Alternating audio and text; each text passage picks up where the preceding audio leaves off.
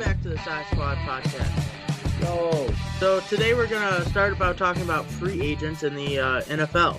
So Ben brought up this idea a while ago, a couple weeks ago. Hey, there's all this talk about free agents. What do you think the best and the worst free agent signings were? And so that's kind of what we're going to go over today. Yeah, so we're going to look at, on both offense and defense, the best and worst free agent signings of last year and how they panned out over this last one. Do you guys want to start with worst or best first? I'll go with worst. The worst free agent signing of 2020 was wide receiver Antonio Brown. I thought that one too.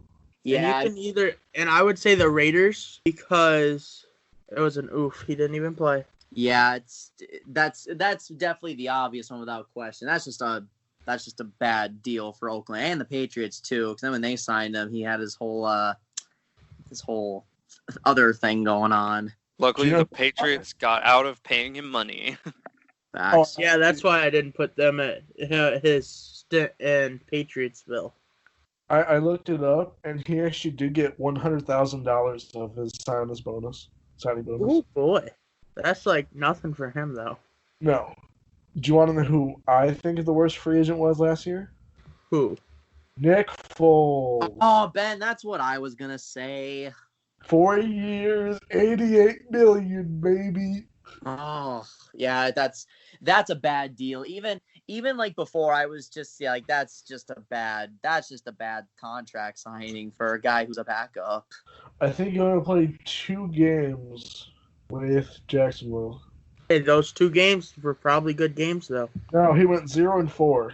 Oh, great games then. It's the Jacksonville way.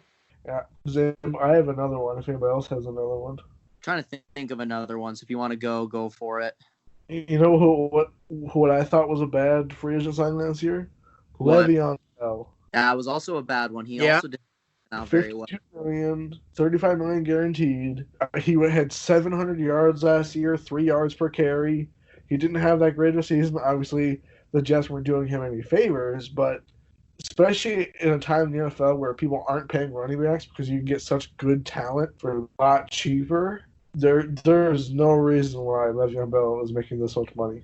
That's very true. I think it's more so because of the myth of Le'Veon Bell and what he was supposed to be, and then versus what he became.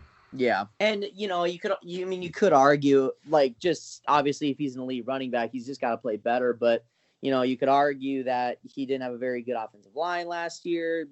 Kind of didn't have Sam Darnold right out of the gate. But if you're an elite running back like that, you just simply got to play better. That's kind of what it comes down to. Ooh, I have another one that was subpar. It's definitely not as bad as the ones that have been previously discussed, but due to injuries this past year, it wasn't a great signing for the team. And that is Quan Alexander to the 49ers, because he played 8 games in the regular season, missed the other half of the regular season, went back for I think 1 playoff game, and got injured again. Oof. So, but I think that's going to turn around for them as far as it goes with him not being injured, because I think Quan Alexander is a great linebacker, but I digress. Oh, another person that I think was a bad free agent signing was Clay Matthews to the Rams. Yeah. And out for what it should have been. Yeah, and because when we initially signed him, I liked the idea of it, bringing in kind of a veteran guy. I can't even really say he was good. He was just kind of average at that point, but I forget what we offered him, but I remember watching and I was just that seems like too much money for a guy at his caliber at this stage. But yeah, who do you think the best free agent signing was? I got a couple of them. Okay. So my first one, Tyrann Mathieu to the Chiefs. What I was gonna say. That's fair. First team All-Pro this year with them. He's part of the reason why they won the Super Bowl. I mean, he didn't get a huge contract with them. He did get a pretty sizable amount, but he played fantastic. That's good. One that I had was Zadarius Smith. I also had Zadarius Smith. I think he delivered far above what it was expected of him, and I think the Packers got themselves a real winner in that. They did pay him $66 million for 4 years, but I think he delivered so far this year. Yeah, and I don't think 66 over 4 years. It's a lot of money, but it's not like an insane amount. And if you look at his numbers per Football Focus, he had the most disruptions over any defensive lineman. He had the second highest disruption rate and the second highest sack rate among eligible defensive linemen. He had 13 and a half sacks. I think he was snubbed for All-Pro personally, or at least a second team, because I thought he was really good last year. But he didn't make a Pro Bowl, so Yeah. And then my other best was Shaquille Barrett. I had the exact same three. I had Shaquille Barrett too. Wow. It's kind of obvious who the best free agent signings were. Yeah, kind of. I have one that a lot of people won't think about. Is it Jarrett Stidham? Oh my Jarrett God. Stidham was drafted, Oh, my bad. not free agent signing. No, it does involve the Patriots, so. Knew it. Oh, I know who you're going to say. Linebacker Jamie Collins. Knew you were going to say that. Fair. Because he was, I felt like, was a big part of what made our defense, the top defense in the league last year. Very true. Few players that I actually have a few. So first one I think would be Earl Thomas for me. He just brings great leadership to that team. Of course, here, let me pull up his stats here quick. Obviously we're gonna remember him getting wrecked by Derrick Henry, but hey, it happens. But this last year he was a Pro Bowler this last year, so take that as you may. But 2 interceptions, 1 forced fumble, and of course he plays safety. So I always kind of view safeties and DBs kind of the less in the stat book, the better. Right. 49 tackles, 32 solo tackles. Also had here. He had how many passes? He had 4 passes deflected, which was second most on the team, behind only Marcus Peters. You are welcome, Baltimore. Another guy that I thought that kind of flew under the radar just because he played for this certain team, but Trey Flowers was really solid for Detroit. That ended up being a really good free agent signing.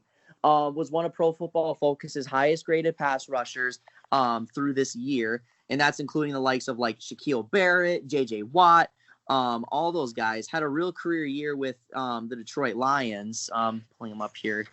7 sacks, which is half a sack short of his career high. 51 combined tackles, which is the second most in his career, and was the prime kind of focal point for that front seven for the Detroit Lions that didn't really have much of a defensive line except for him and Damon Harrison. But it's a very under the radar signing, but it's because he plays for Detroit. Fair. Yeah. Who do you guys think are going to be this year's best and worst signings? I have my list here. For this next year? Yeah, for the 2020 season. What about Corey Littleton to the Raiders? Yep. Really underrated signing. I think Littleton was one of the best defensive players in this last free agency. Agreed. I think the Raiders got him for a good price. Yeah, because he should have been a Pro Bowler last year. If the voting system wasn't a joke, Corey Littleton was one of the best pure tackling linebackers in the NFL last year, and he easily should have been a Pro Bowler.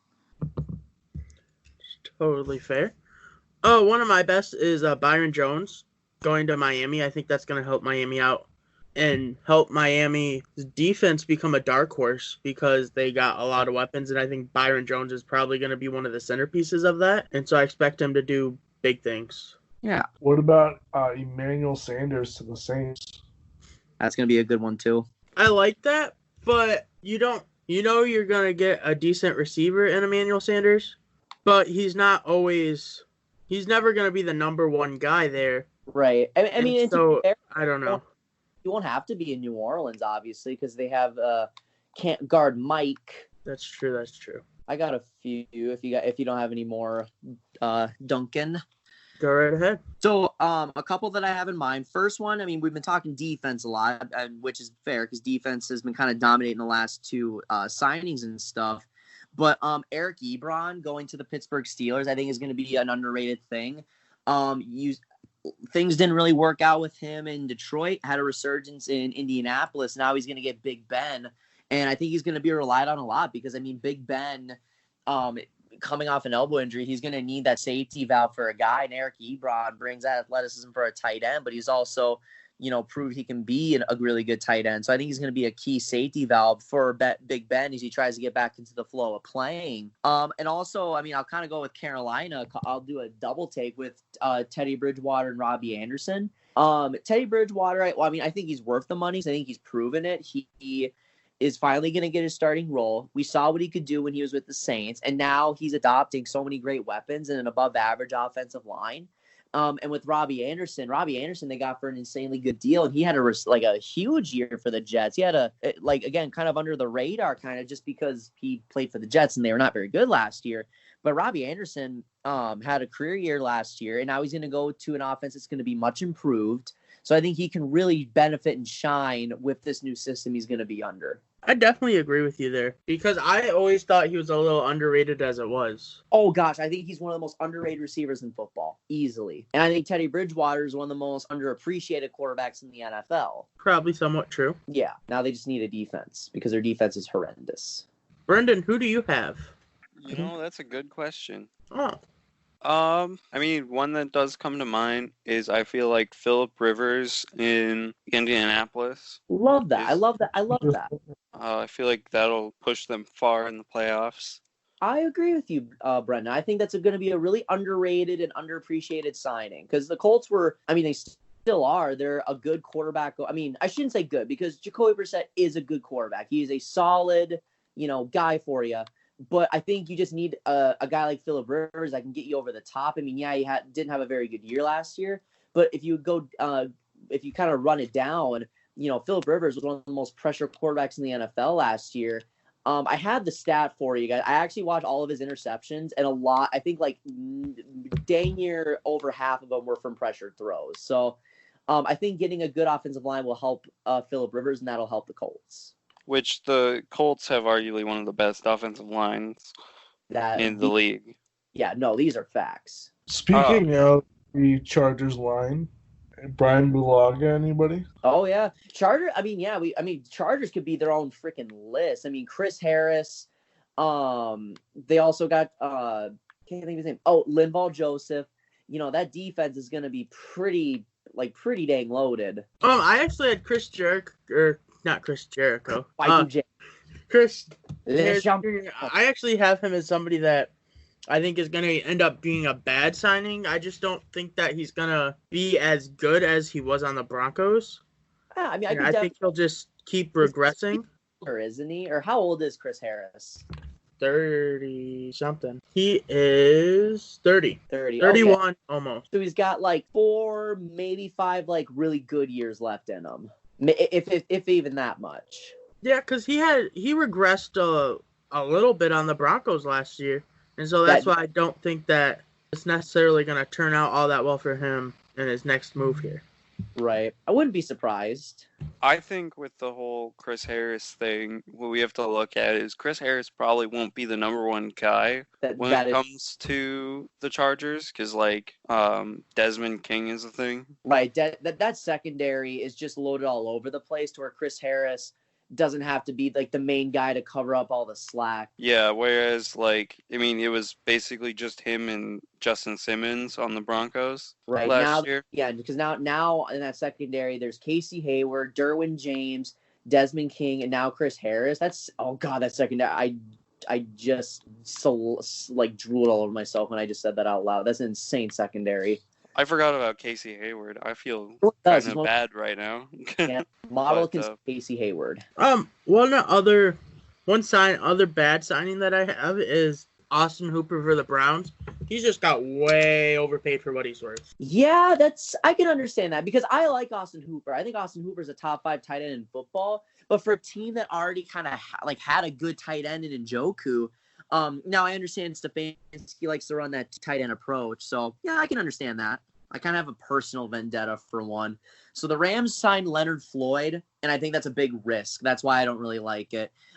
There's a lot of potential with Leonard Floyd, but it's just we don't know what we're getting with that. So that's just something I worry about for the Rams. It was only a 1-year deal, but it's just with our salary cap already being so tight, I just wish we could have maybe used that for an offensive lineman. Right. I personally really do like Leonard Floyd as a player, so I feel like he's going to help out your defense a lot, especially after you lost Corey Littleton. Right. Like you And have that's to what put I've heard. somebody there. Right. And that's thing, I've heard that, so I get excited about it. But it's just a lot of unknowns for me. So like it's gonna be like kind of a high risk, high reward. I can't even say high risk because we're only signing him for a 1-year deal. It's low risk, potential high reward, but Right. you're helping out your defense, which is, a middle of the pack defense when you have a bottom 5 offense that needs assistance. Yeah. Ooh, guys, I forgot. I haven't made fun of the Bears yet today. Jimmy Graham? Jimmy Graham. Oh my God. I don't know how he continues to get lucrative deal. He got a 2-year, $16 million deal. That is too much. At least Austin Hooper is still in the prime of his career and he's still good. Jimmy Graham is awful, and he still managed to wrangle $8 million a year out of the Bears. Oh my God! The team has a crap ton of tight ends. That's the same type of contract as Emmanuel Sanders got 2 years, $16 million for comparison. Oh God, and I would easily rather pay Emmanuel Sanders easily. Do you know what free agent I think might be a bust? Let me hear it. Oh, wait, I know you're gonna say it, Ben, but say it anyway. Melvin Gordon. Yeah. Oh, never mind. That's not what I thought you were gonna say. Gordon also got 2 years and $16 million, so you got the same amount. I think Melvin Gordon. I think Denver should have had more faith in Philip Lindsay. I think this shows they are going to run a more dual style backfield, and I don't think Melvin Gordon's going to do very good with it. Melvin Gordon's a ball hog, so I don't think. Because if you watch Denver already, they kind of already were running a dual back system with Royce Freeman, Philip Lindsay, and then they had Devontae Booker thrown in there as well. And I don't think that Melvin Gordon is like the other two. The other two are kind of humble. They're willing to share carries, but I don't think Melvin Gordon will be able to give up as much carries as they will want him to. Plus, I feel like... No, go ahead, Brandon. I feel like the whole thought process was with Denver there was it was a lot better to just pay him money than him to end up, in Kansas City. Well, true. I think one of the reasons why I think it might be a bust is the amount of money he get. I was just talking about with Le'Veon Bell. There's no point in paying old running backs a lot of money anymore. And 2 years, $16 million is a pretty decent amount for it to be essentially be a second string filler for Phil Lindsay. Yeah. Well, I will say that. Well, because how old is Melvin Gordon? He's not like that old, is he? I don't think he is. Let me check it. I mean, probably maybe late 20s. Well, I suppose if he's in his late 20s, that's old for a running back. He's 27. Okay, so I mean, he's he's not. I mean, for a running back, it's like you only got a couple of good years left. I'm always against paying running backs, like just straight up. I do think Melvin Gordon will be the starter, but the problem is he's not going to get as many carries as he thinks he is because first off, Philip Lindsay is the experienced vet in that offense. Philip Lindsay is extremely good, and Philip Lindsay keeps his mouth shut and doesn't critique his team if they're not going to give him carry. And I think that's going to cause tension with the Broncos, and I think that ultimately will be what will be his downfall.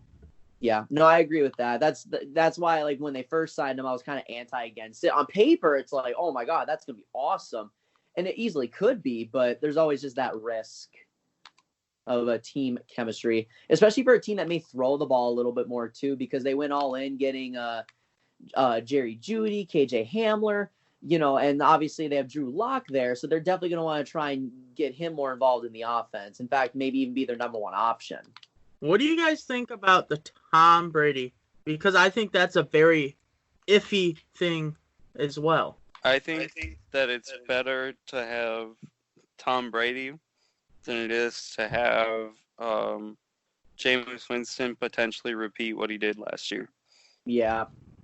Granted, as much as I like to bulk up on Jameis Winston with the, now that he's had the LASIK and stuff, I feel like just Bruce Arians felt like he wasn't the guy for his system, and Bruce Arians kind of does like your more veteran quarterbacks, and I don't know.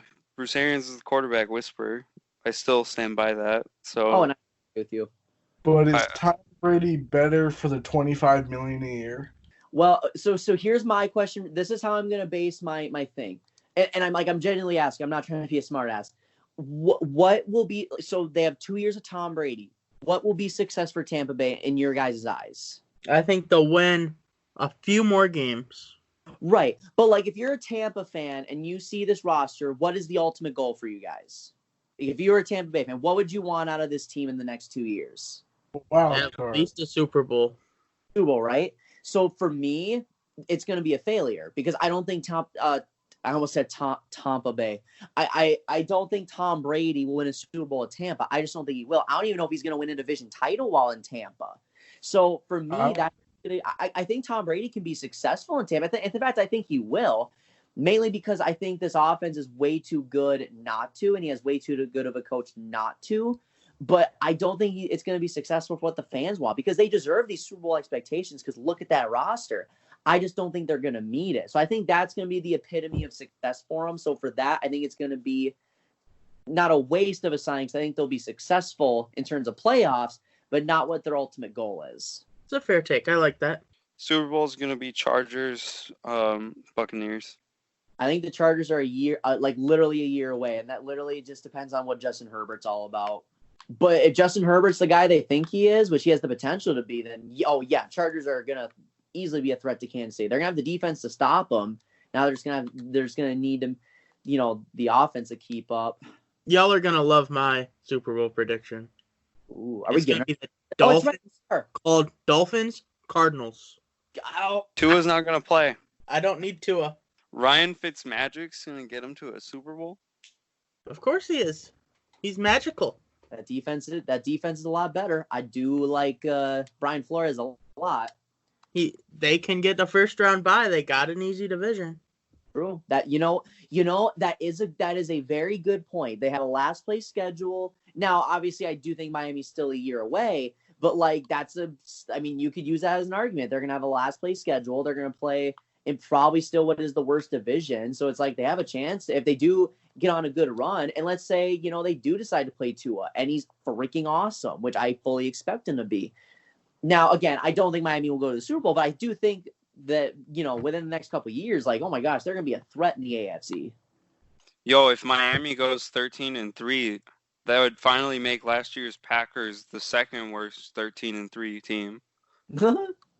Jeez. Are we giving our Super Bowl predictions right now? Sure, go ahead. Oh, okay. I got Ravens beating the Eagles. What up, Big Truss? Damn, going with the Birds. I don't know if this is like a bold prediction per se, but I actually do think that Lamar Jackson will win back-to-back MVPs this year. Because I think Lamar is going to improve his passing game a lot because one thing I know about Big Truss is that's just how, he doesn't settle for anything less than success. So I think he's going to have a really big year. I think they have probably the most complete roster in the NFL. I think Philadelphia is going to be hungry this year. You guys know I'm obviously really high on that defense and Carson Wentz, assuming Carson Wentz can stay healthy, of course. But even if they do, that's why they drafted Jalen Hurd for a reason. Now, I don't think he'll obviously be as good as Carson Wentz, but still, it's going to be hard to count him out. Hear me out, Noah. In your same scenario, Battle of the Birds, Lamar Jackson does not get back-to-back MVPs, but Carson Wentz gets the MVP. I would love that. That would be litty.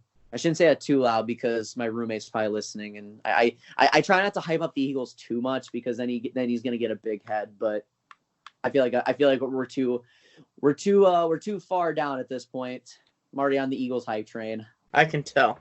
But it doesn't matter because I changed my prediction. Rams, Chargers, all LA Super Bowl. Bring it. Wow. After an all LA NBA Finals. Yep, we're going to have an all LA NBA Finals, and Jared Goff's going to win MVP. So pull up. What up? Yeah, I got a good Super Bowl prediction for you right here. Don't say Packers. Breeze Mahomes. Oh, I God. like that. Breeze outthrows Mahomes in his last game, wins the Super Bowl, and retires. I like that.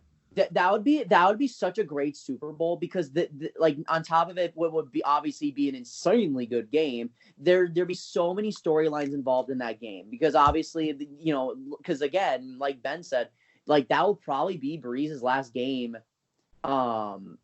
If they make it to the Super Bowl, that probably will be his last game. Especially now that he has a job lined up already.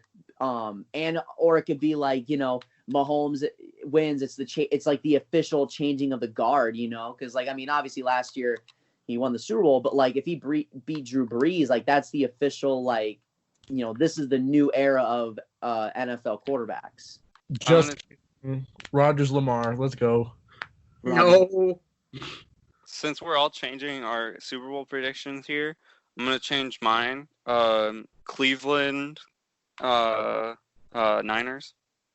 Patriots, Bucks. Pats. Oh, please. I would love that. Would be such a hilarious Super Bowl because of the storylines. There literally would be no one that wouldn't love to see that matchup. And then what would be even better is Bill Belichick fucking beats them. Please, my God. It would literally be which one needed the other more. Like literally, that would be the end of the argument in theory, because it's like you said, that would be the ultimate who needs who more. And but wait. But if that does end up being the Super Bowl, what if it was a ruse by Tom to throw the most touchdowns in a Super Bowl because he would throw a bunch of pick sixes for the Patriots? That would be scary. It's all a ruse. But Jarrett Jesus Stidham will take them to the Super Bowl. You know what? Yeah, see, I just thought to him like, wait, that means Brendan would be all right about Jarrett Stidham because then he probably win like MVP or some stupid shit. No. He doesn't even win the MVP, right? We start Brian Hoyer until the playoffs and somehow we're good. And then he gets injured like first minute of the playoffs. Jarrett Stidham walks in. Wow. Not gonna lie, I certainly would love to see it. Yeah. The NFL is rigged, so right. It could happen. Rigged. Like the NBA's definitely rigged, so we're probably going to for sure have an all LA finals. All sports are rigged. Everything. Yeah, everything's just like pro wrestling. Nobody wants to admit it though. Vince McMahon secretly owns everything, and it's fake. Or sorry, I wouldn't be against that because when Vince McMahon dies, that means everything would go to Triple H. Ooh. And everything Triple H touches turns into magic. So these are facts, and if you don't believe that, watch NXT for a week. Yeah. Just literally watch any NXT takeover, and yeah. Does this mean that Triple H touched Ryan Fitzpatrick to turn him into Ryan Fitzmagic? Well, see, Triple H is actually a Patriots fan, so I don't know if he touched Ryan Fitzpatrick. But you never know. You never know. Could have attended a show at one point. Hey, did you guys see that Gronk officially was released from his contract from WWE so that he can officially sign with the Buccaneers? I did, and then he lost the 24/7 championship. R-Truth. Missed up. Who, of course, R-Truth. R-Truth is so great. I love R-Truth. I do too. He's the most entertaining wrestler. Oh yeah, he deserves to be in the Smithsonian. The 7-Eleven, I-45, Sioux Falls City, 57-94, 24/7 championship. Like, dude, you know you are funny and you're good when you make Brock Lesnar literally like nearly pass out from laughing. Right? Like Brock Lesnar literally went to Vince McMahon and was like, I want to do more segments with R-Truth. When has Brock ever done that? I don't think he has. I don't think he has either. But yeah, I love R-Truth. I do too. But back to sports talk. Yeah, do you want to go into wide receiver rankings? Before we do that, I just wanna question something. Did you just say back to sports talk after you were talking about WWE stuff? Therefore, invalidating WWE as a sport? WWE is sports entertainment. It says it in the damn name, Brendan. It's sports entertainment.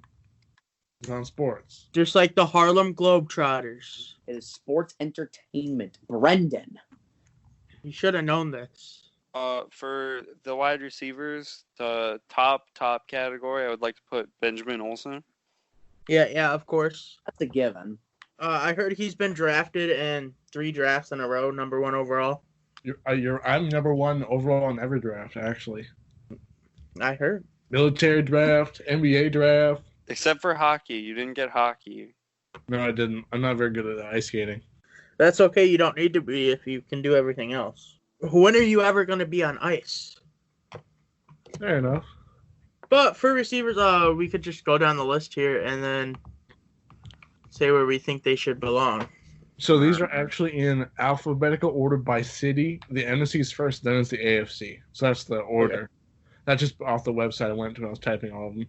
All cool. right. So we got top. We'll have our elite tier, top tier. We'll have above average, average, and below average. Alrighty here. Let's start. So our first guy here is the SighSquadPod March Madness champion of the universe, Larry Fitzgerald. Above average. Yeah, above top tier. Career, but he's Larry Legend, so love you, Larry. I really hope he wins a Super Bowl. Possible. It's my prediction. And honestly, I wouldn't be mad. Brendan, are you okay putting him above average? Brendan has left the group chat. Ooh, rip the Brendan. Oh, sorry. I thought I had my thing unmuted, but I did not. We heard you chewing something, or it sounded like you chewing something. I don't know what that was. Oh. So I am okay with putting him at above average because Larry Fitzgerald's really good, but part of what makes him really good is you don't forget about him, but like you forget about how good he is. Right. You're just like, oh dang, Larry Fitzgerald, he's really consistent. And then you're just like, wait a second, did Larry just catch like some 60-yard pass or some 5-yard pass and turn it into a 60-yard, play? It seems every single year Larry Fitzgerald has like one play where you're just like, oh, that's right, he's still Larry Legend. And then don't even get me started on playoff Fitzgerald. That's a whole different breed of a wide receiver. Like, playoff Fitzgerald deserves a Super Bowl. These are also facts. So the next one I feel like is going to be pretty unanimous. DeAndre Hopkins. Elite. Best receiver in the game. Yep. Bottom tier. Funny joke. No, top tier. Up next, we might have another unanimous one. Julio Jones. Yep, second best receiver in the game, so elite. Top tier. I don't know if I might want to debate the second spot, but I definitely think he's the top 3. I think DeAndre Hopkins is the second, and I think Julio's the third. There's another guy on this list that I think goes above. Julian Edelman's going in like bottom tier. N'Keal Harry. No, it's in the NFC still. All the good wide receiver, like all the really good wide receivers are in the NFC. You're right. Like now because DeAndre Hopkins got moved over. True. The best wide receiver in the AFC is like Keenan Allen now. No, that's not true. We'll get to T.Y. that. Hilton. We'll get to that later. All right, next we have Calvin Ridley. I really like him as above average. I do too because he is a really good number 2. Great deep ball threat. What do you guys think? I was leading a little more average. I know obviously he's really good, but he is the number 2 there. Right. I think average. Wait, I got lost there for a second because I was looking ahead and trying to get my actual answer for best receiver in the AFC. Who are we talking about? Calvin Ridley. Calvin Ridley. Calvin Ridley's really good. Yeah. Like I would put him in above average. Like he plays second to Julio and still puts up numbers. Right. Like I definitely think he belongs in above average. Very true. DJ Moore. Average. I agree. DJ Moore? Mm-hmm. Above average. I mean, yeah. I mean, because realistically, DJ Moore may now be the third best receiver on that team. I still think he's the best on that team. Over Robbie Anderson? Yeah. Huh. I think DJ Moore is going to have a breakout season. Yeah, like I said, but yeah, DJ Moore is also still insanely young. So yeah, and I think definitely what Teddy Bridgewater is going to bring to the table is going to kind of help his game. Right. I don't know. I still want to give him another year And that is completely before I'd put him there. So we have who wants average? I do. I'm okay with waiting it out, but if he does have a incredible season, you heard it here first. So average?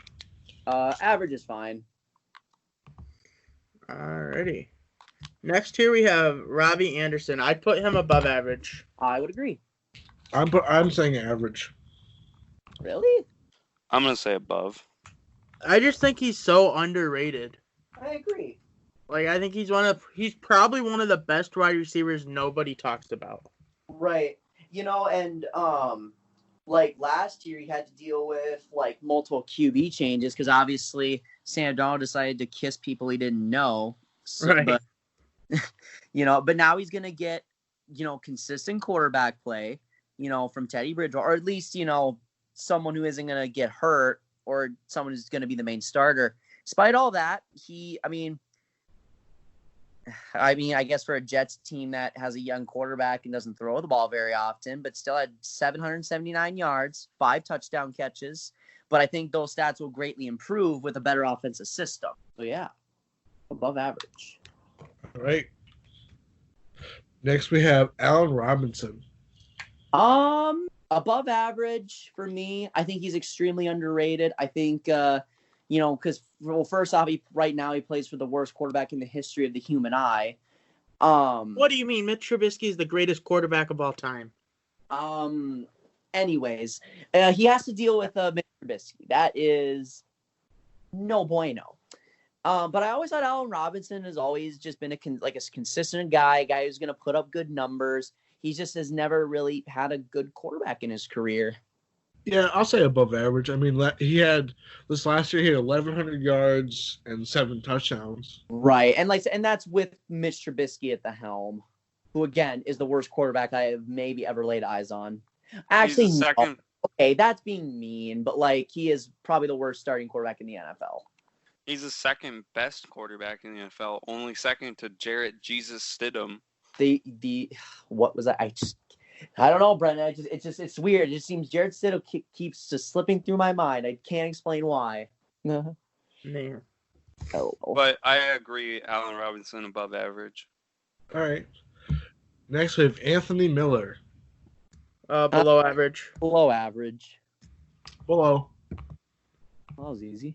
I don't remember him. Then below average. I actually do remember him now that I think about it. But besides the point, below average. Next is going to be an interesting one. Amari Cooper. I'd put him at top tier. I'm going to go with above average here. I don't think he's quite top tier. I'm going to go above average as well. I will also go above average. I think he is soft at times. He runs a very limited route tree. I mean, that's just kind of the receiver he's always been. I mean, obviously he's still really solid, of course. He did have a 1,000-yard year for the first time in 4 seasons, but he's always just kind of been a guy who's either just going to put up or shut up. And when he doesn't play well, he's just kind of, just watch what Stephon Gilmore did to him. He literally gave up in that game. So I would say above average. All right. Michael Gallup. I'm gonna say average because again, now with CeeDee Lamb there, I don't know if he is probably going to be the 3rd best receiver on that team. According to the depth chart, he is 2. Right. Well, yeah, I do think CeeDee Lamb will be better than Michael Gallup. I will say this about Michael Gallup. Michael Gallup is a big body. He's like a really good jump ball receiver. So I'll say average, but if you told me above average, I'm not gonna like go crazy over it. All right. I think average as well. I think average, but full of potential. Yeah. You know what, Brendan? I agree with you. Perfect. Next here we have Kevin Galladay. I would put him at below average. Do you mean Kenny Galladay? Yeah, Kenny Galladay? Yeah, it said At Kev. below average? Oh yeah, I would disagree with that. He had like so many like multi-touchdown games. Like I think he was top 5 in fantasy receivers last Yeah. year, and Oh, putting him in below average. Galladay Oh, is that's fair. That's fair. Yeah, Well, Kenny I just read Galladay's a Kevin touchdown. Galladay, and I didn't know who he was. So Yeah, It's Kenny Galladay. That's Kenny why you're Galladay. confused. Kevin Galladay is a trash receiver. I will agree with that. Kevin Galladay. I've never even heard of Kevin Galladay. He's so bad he doesn't exist. True. I will say above average for Kenny Galladay because he is a touchdown machine. I'm going to say average just because he's on the Lions. That is I'm fair. gonna say- Honestly, you can make an argument he's not the best receiver on his team. That's Yep, true average. on one hand, but on the other hand, he will fight you on that Yeah, and I don't want to fight Kenny Galladay. So, because he'll put up like 6 touchdowns on you if you try to fight him. right, and I don't want to fight Kenny Galladay. I'm with Noah on this. I think Kenny Galladay belongs in the above average category. I think, look, based on what he's going to do next year, I think it'll be closer to DJ Moore and Michael Gallup, and that's why I'm saying average. Ooh, I yeah, disagree. I'd agree with you. I Well, disagree. I think that he's year last year with David Blau, who was the worst ranked player in Madden. He put up numbers with David Blau. I could put up numbers with David Blau. He's amazing. You're right. What was I thinking? David fun Blow fact, didn't blow it. Fun fact: David Blau is still better than Mitch Trubisky. Maybe in your dreams. I think in reality. Noah, let me just give you some straight facts here about the top 5 quarterbacks currently in the NFL. Number 1, Jared Jesus Stidham. Okay. Number 2, Mitchell Trubisky. Number 3, Jeff Drixel. Jeff Driscoll. Forgot about him. Yep. He's up. Jeff Driscoll. Horsecock Lock. No. Hey, I'm okay with that. And coming in at number 5, Breezy Foshizi. Drew Brees. Okay. I thought you were That's talking top, about... that's top 5. Okay, a little disrespect to Russell Wilson, but that's okay. Do you guys want to table Kenny Galladay and come back to him? Yeah, I think that's a good idea. Okay. So next we have Marvin Marvin Jones Jr., the other Lions. And again, I put him at above average. I think Detroit has a really underrated receiving core. I think he's above average as well. I think he's average. I think he's above. Boom. Okay. Next we have Davante Adams. I'd say Elite. I'd say top tier, yeah. Yeah, he's elite. I love to pick on the Packers because of Ben, but I can't even dispute that. He's one of the best receivers in the game. Yeah, he's an amazing release. He's fast. He's great with Aaron Rodgers. Elite. Easy. Well, now this makes it even easier to pick on the Packers with their second receiver, Alazard. Average. I'd say he's borderline average. I think I'm gonna put him at below average, but I think that because of his quarterback, he has definitely a ceiling to do better. Yeah, I'll put him at below average, but I don't disagree with Brendan's statement. average. I'm mainly worried that the below average category is going to have like nobody in it. So be it. There's some pretty bad receivers still from his list. I don't know, man. I think that he's one of them. Looking through this list here. Is I Nelson think Aguilar on the list? No. No, he didn't make the list. Rip. But I think he's definitely the bottom in the bottom 10 for Ooh, receivers that we have here. I would say below average. Next here we have Cooper Kupp. I am putting him at top tier because I love Cooper Kupp. I had Cooper Kupp in fantasy. Oh, Cooper wow. Kupp is amazing. And he changed his number back to number 10. I think above average. I like him compared to guys like Amari Cooper. Yeah, I will say above average as well, but I do love Cooper Kupp a lot. I love Cooper Kupp. So sad. Cooper Kupp. Brendan, are you gonna save Cooper Kupp? Top tier. Yeah, Cooper Kupp. Cooper Kupp is ridiculous. He is really, really good. Like- I love Cooper Kupp. Please like, don't. if My favorite receivers. if Jared Goff could get his head out of his ass and stop being laid out on his ass, Well, Cooper okay. Kupp would have a 2,000 receiver season. But is Cooper Kupp the same caliber as DeAndre Hopkins, Julio Jones, and Davante Adams? See, and Easily.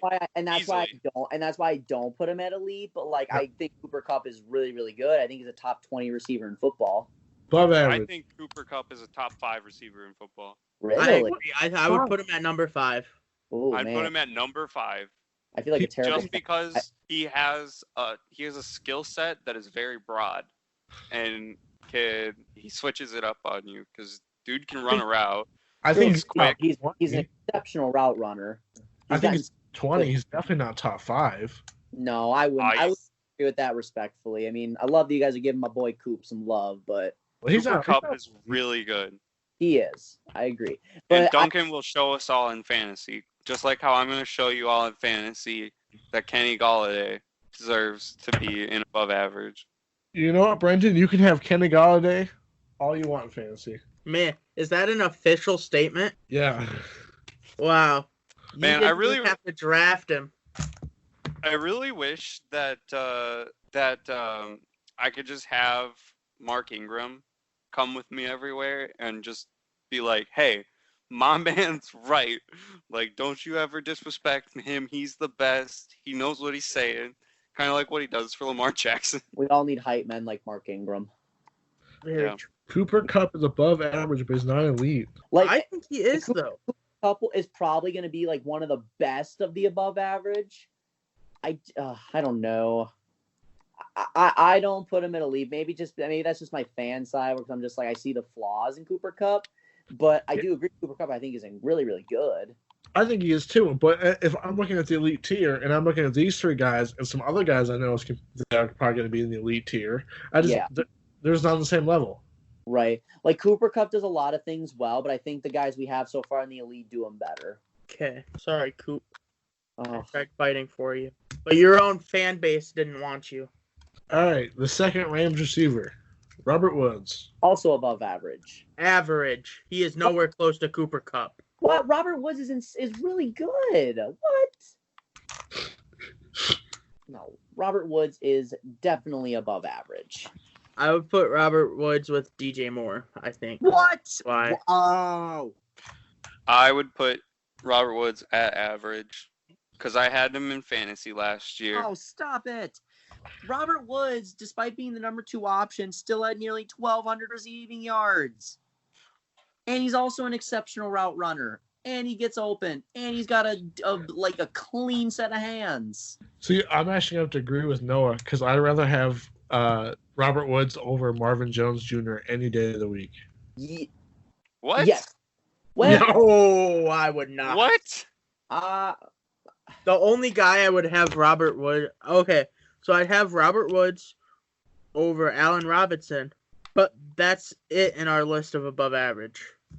And if you remember, I was not for Allen Robinson being in the above average. I think Robert Woods is average. I think he's above average. I think he's above average too.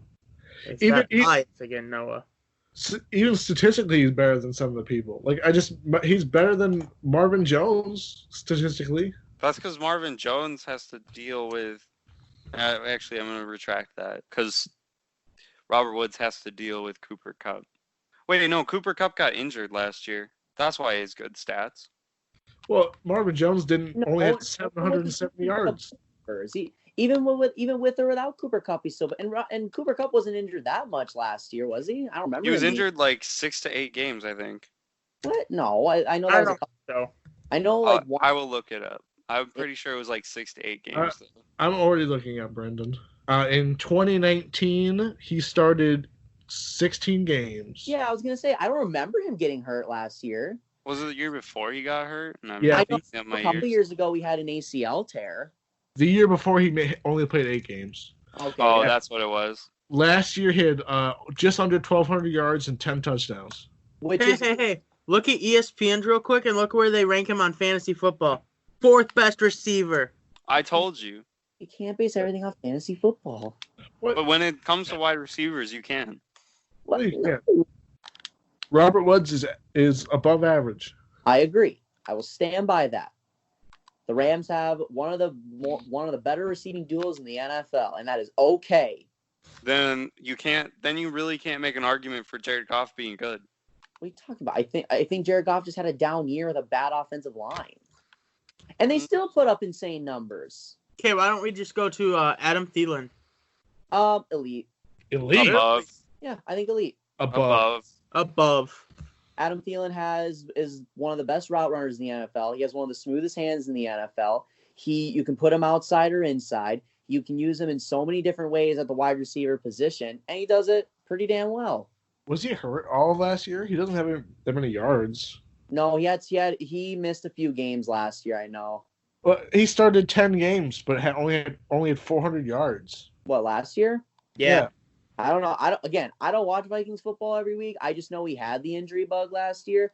But if we're just talking about what he did last year, but if you look at his whole career as a whole, I think above average is fair for him, and I think that was majority as well.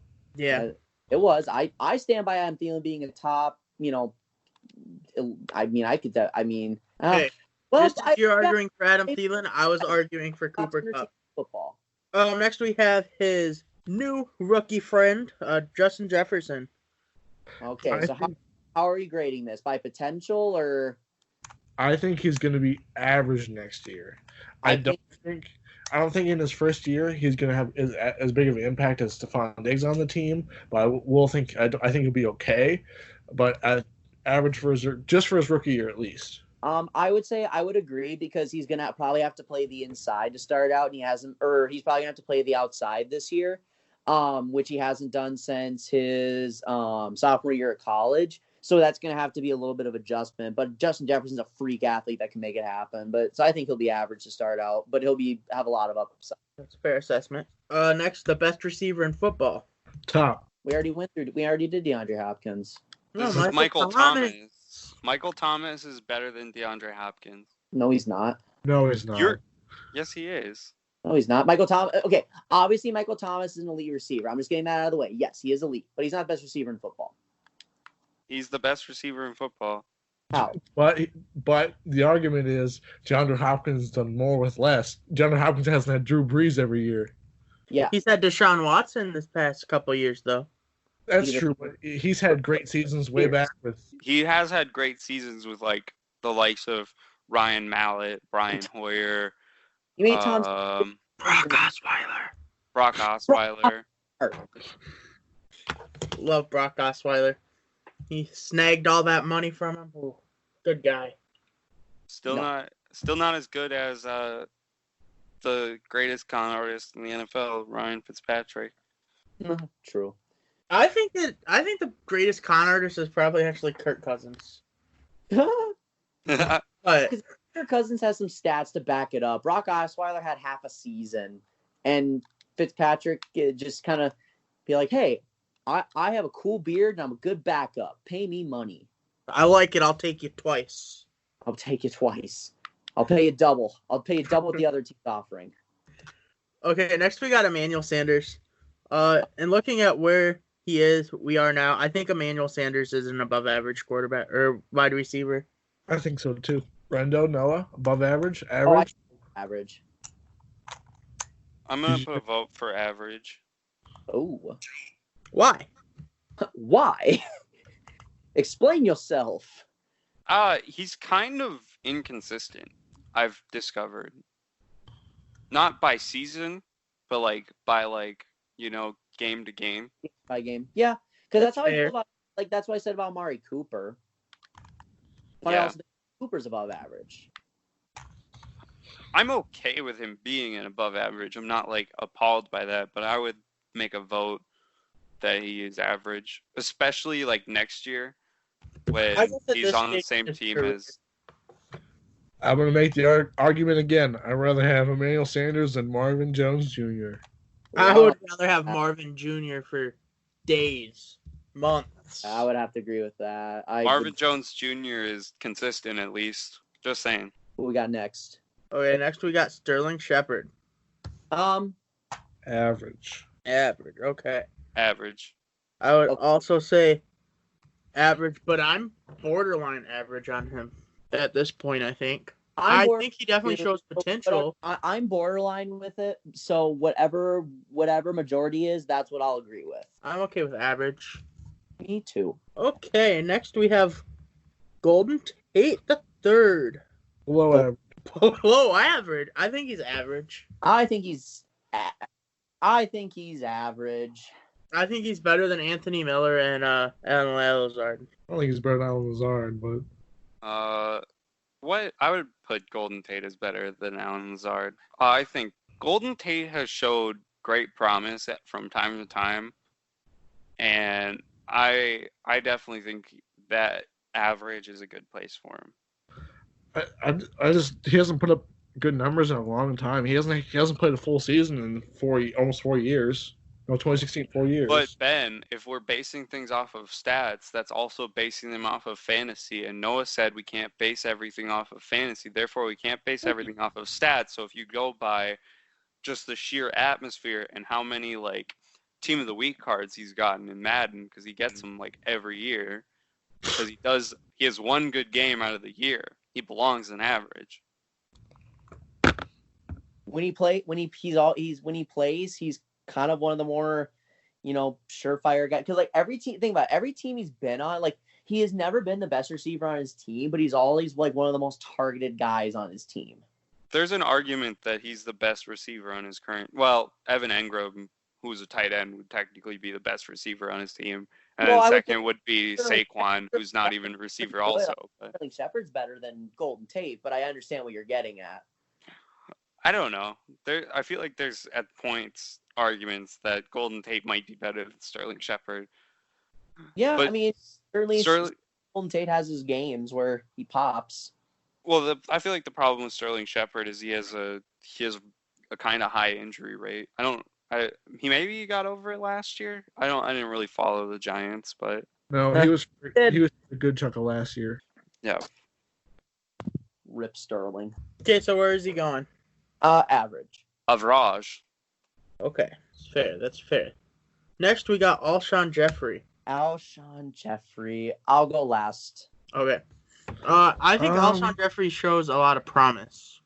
Yeah, he had a really bad year last year. Probably the worst year of his career. But all, I think he has the potential if him and Wentz stay healthy the full year. Right. To be really good. Where are we putting Jeffrey? I haven't talked. Oh.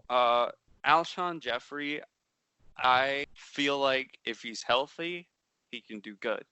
Especially if you look at his few really good games that he had last season.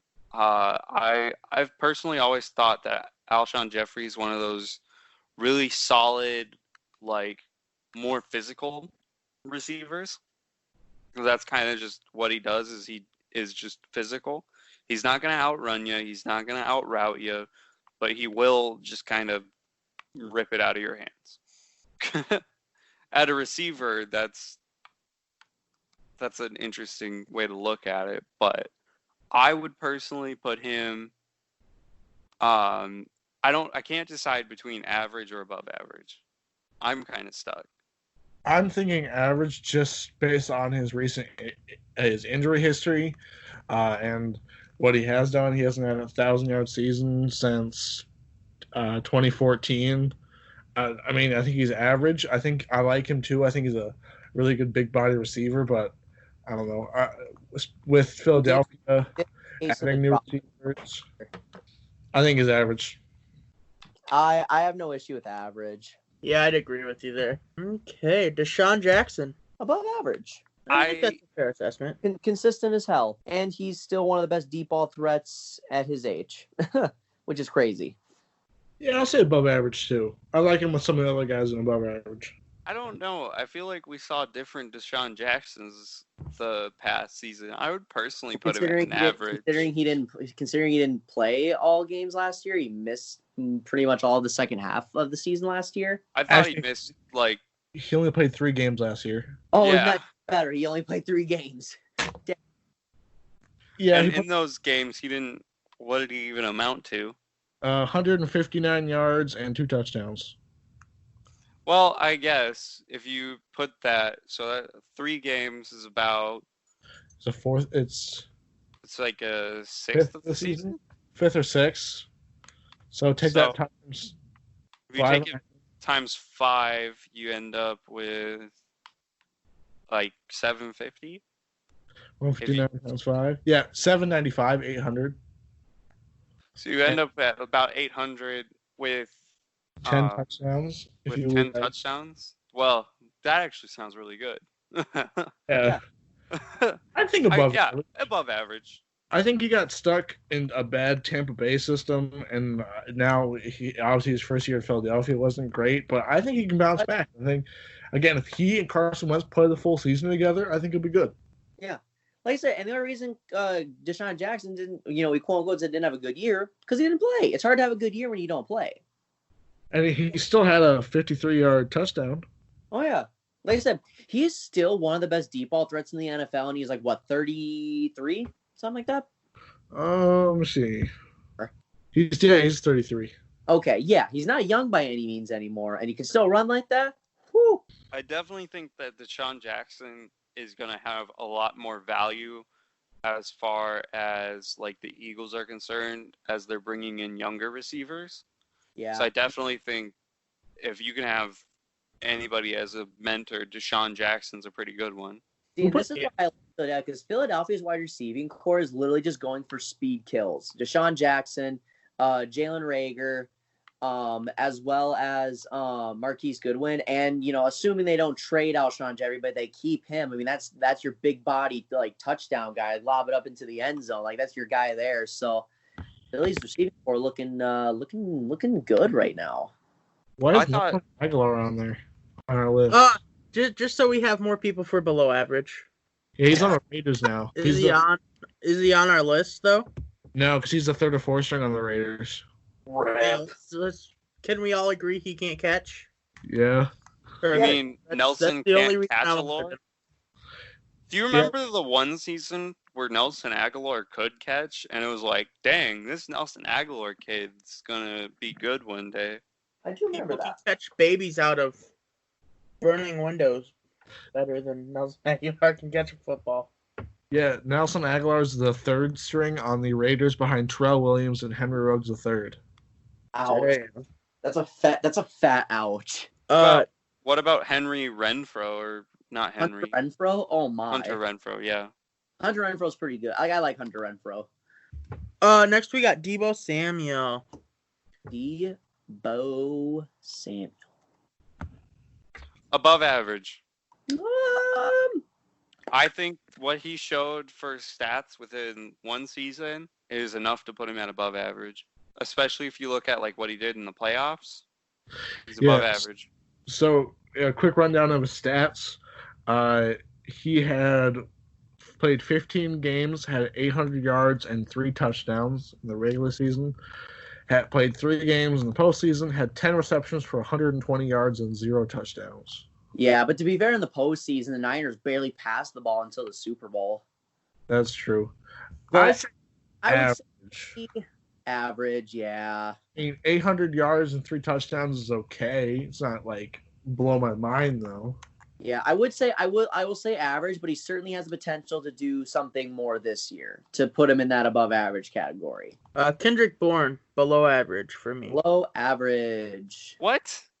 Or wait, So, Kendrick Bourne, I just pulled up his stats just in case everybody's wondering. He played 16 games last year. He didn't start any games, but he played 16. Okay. 350 yards on 30 receptions, 5 touchdowns. Okay, so hear me out, right? This is one of those where the stats are going to be a little bit degraded. He's going to move up to a number 2 spot this next year instead of like 4th and 5th in the depth chart. I think he's going to have a way better season this year. I'm not going to put him in above average because that's his ceiling. But I am going to say that I think KB belongs in average because he also made an impact and caught some game-changing passes when it comes to, again, the playoffs. because a few times they did pass. I mean, it went to somebody. I mean, if you're right. And also, if you think about it, having never started a game, but putting up similar stats to Adam Thielen, who we put kind of high on our list. Okay, stop. What? Did not play every single game last year, though. But he started every game he played. What, Adam Thielen? Yeah. Yeah, but he missed 6 games. Dude, if Adam Thielen plays 6 more games, he gets probably so. But he's starting Noah. Yeah, but Okay, but Brent, what I'm saying is Adam Thielen's numbers would have been astronomically better had he played all 16 games. I'm aware of this, but Brendan, his stats are also very similar to Alan Lazard, who played 16 games, only started 3, had 400 yards and 5 touchdowns. That's what I'm basing it off of. I think KB is going to be better this year. Below average. Below average. Yay! Okay. Fuck. I will tell Jordan that you put him in our lowest tier category. He will not listen to this podcast anymore. Fuck the Niners, bro. Next we got a very underrated receiver in Tyler Lockett. Above average. Above average. I really like Tyler Lockett. I do too. I mean, fuck the Above Seahawks. average. Love Tyler Lockett. This year, I feel like more than any other year, Tyler Lockett kind of proved that he was more than just a return man. Oh, without question. Which a lot of wide receivers have not been able to go over that hump, aka like Devin Hester, one of the best return man of all time, Cordell Patterson, Josh Cribbs. Like, Totally random tidbit. Do you guys remember Josh Cribbs? yes, Josh That's Cribbs is baller. awesome. Like, I just thought that when you're talking about punt return guys, I was like, oh, Josh Cribbs is a baller. I actually have Josh Cribbs in Madden Ultimate Team right now, and Dang. it makes me chuckle every time because they gave him a card. Not even fair. Okay, next we have my boy DK Metcalf. Average for now, but he has a lot of upside from what I saw last year. Same Z's. I would also agree average at this point.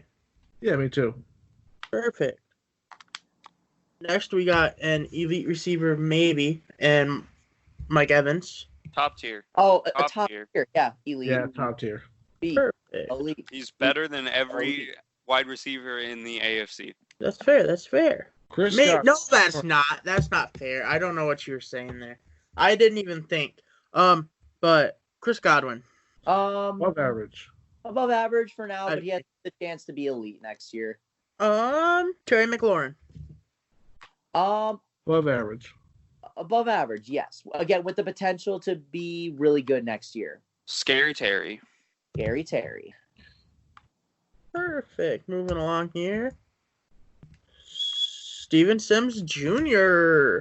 So Steven Sims Jr. was an undrafted rookie in 2019. Last year, he had 34 receptions, 310 yards, and 4 touchdowns. But he also had almost 1,000 return yards. Oh. Wait, so if you think about that, that's a little bit under like 10 yards catch. Yeah, 9.1. And how many touchdowns? 4. I really like that. Doesn't sound that bad to me, but I feel like A he 9. still goes in the below average. So a 9.1 average, like whatever yards per reception, ranked him Top in the NFL. Damn near close. ranked him 117th overall Oh, among gee. receivers. Just kidding.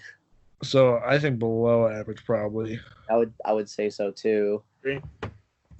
Like, I don't like the fear of God doesn't put in me when you say what's his name? Chris Sims. I don't even know his name. Steven Sims Jr. I don't even know the guy's name. You know the next guy's names. He goes by Hollywood. Oh, Hollywood Brown. Oh, And no, I still don't think he's He is above average.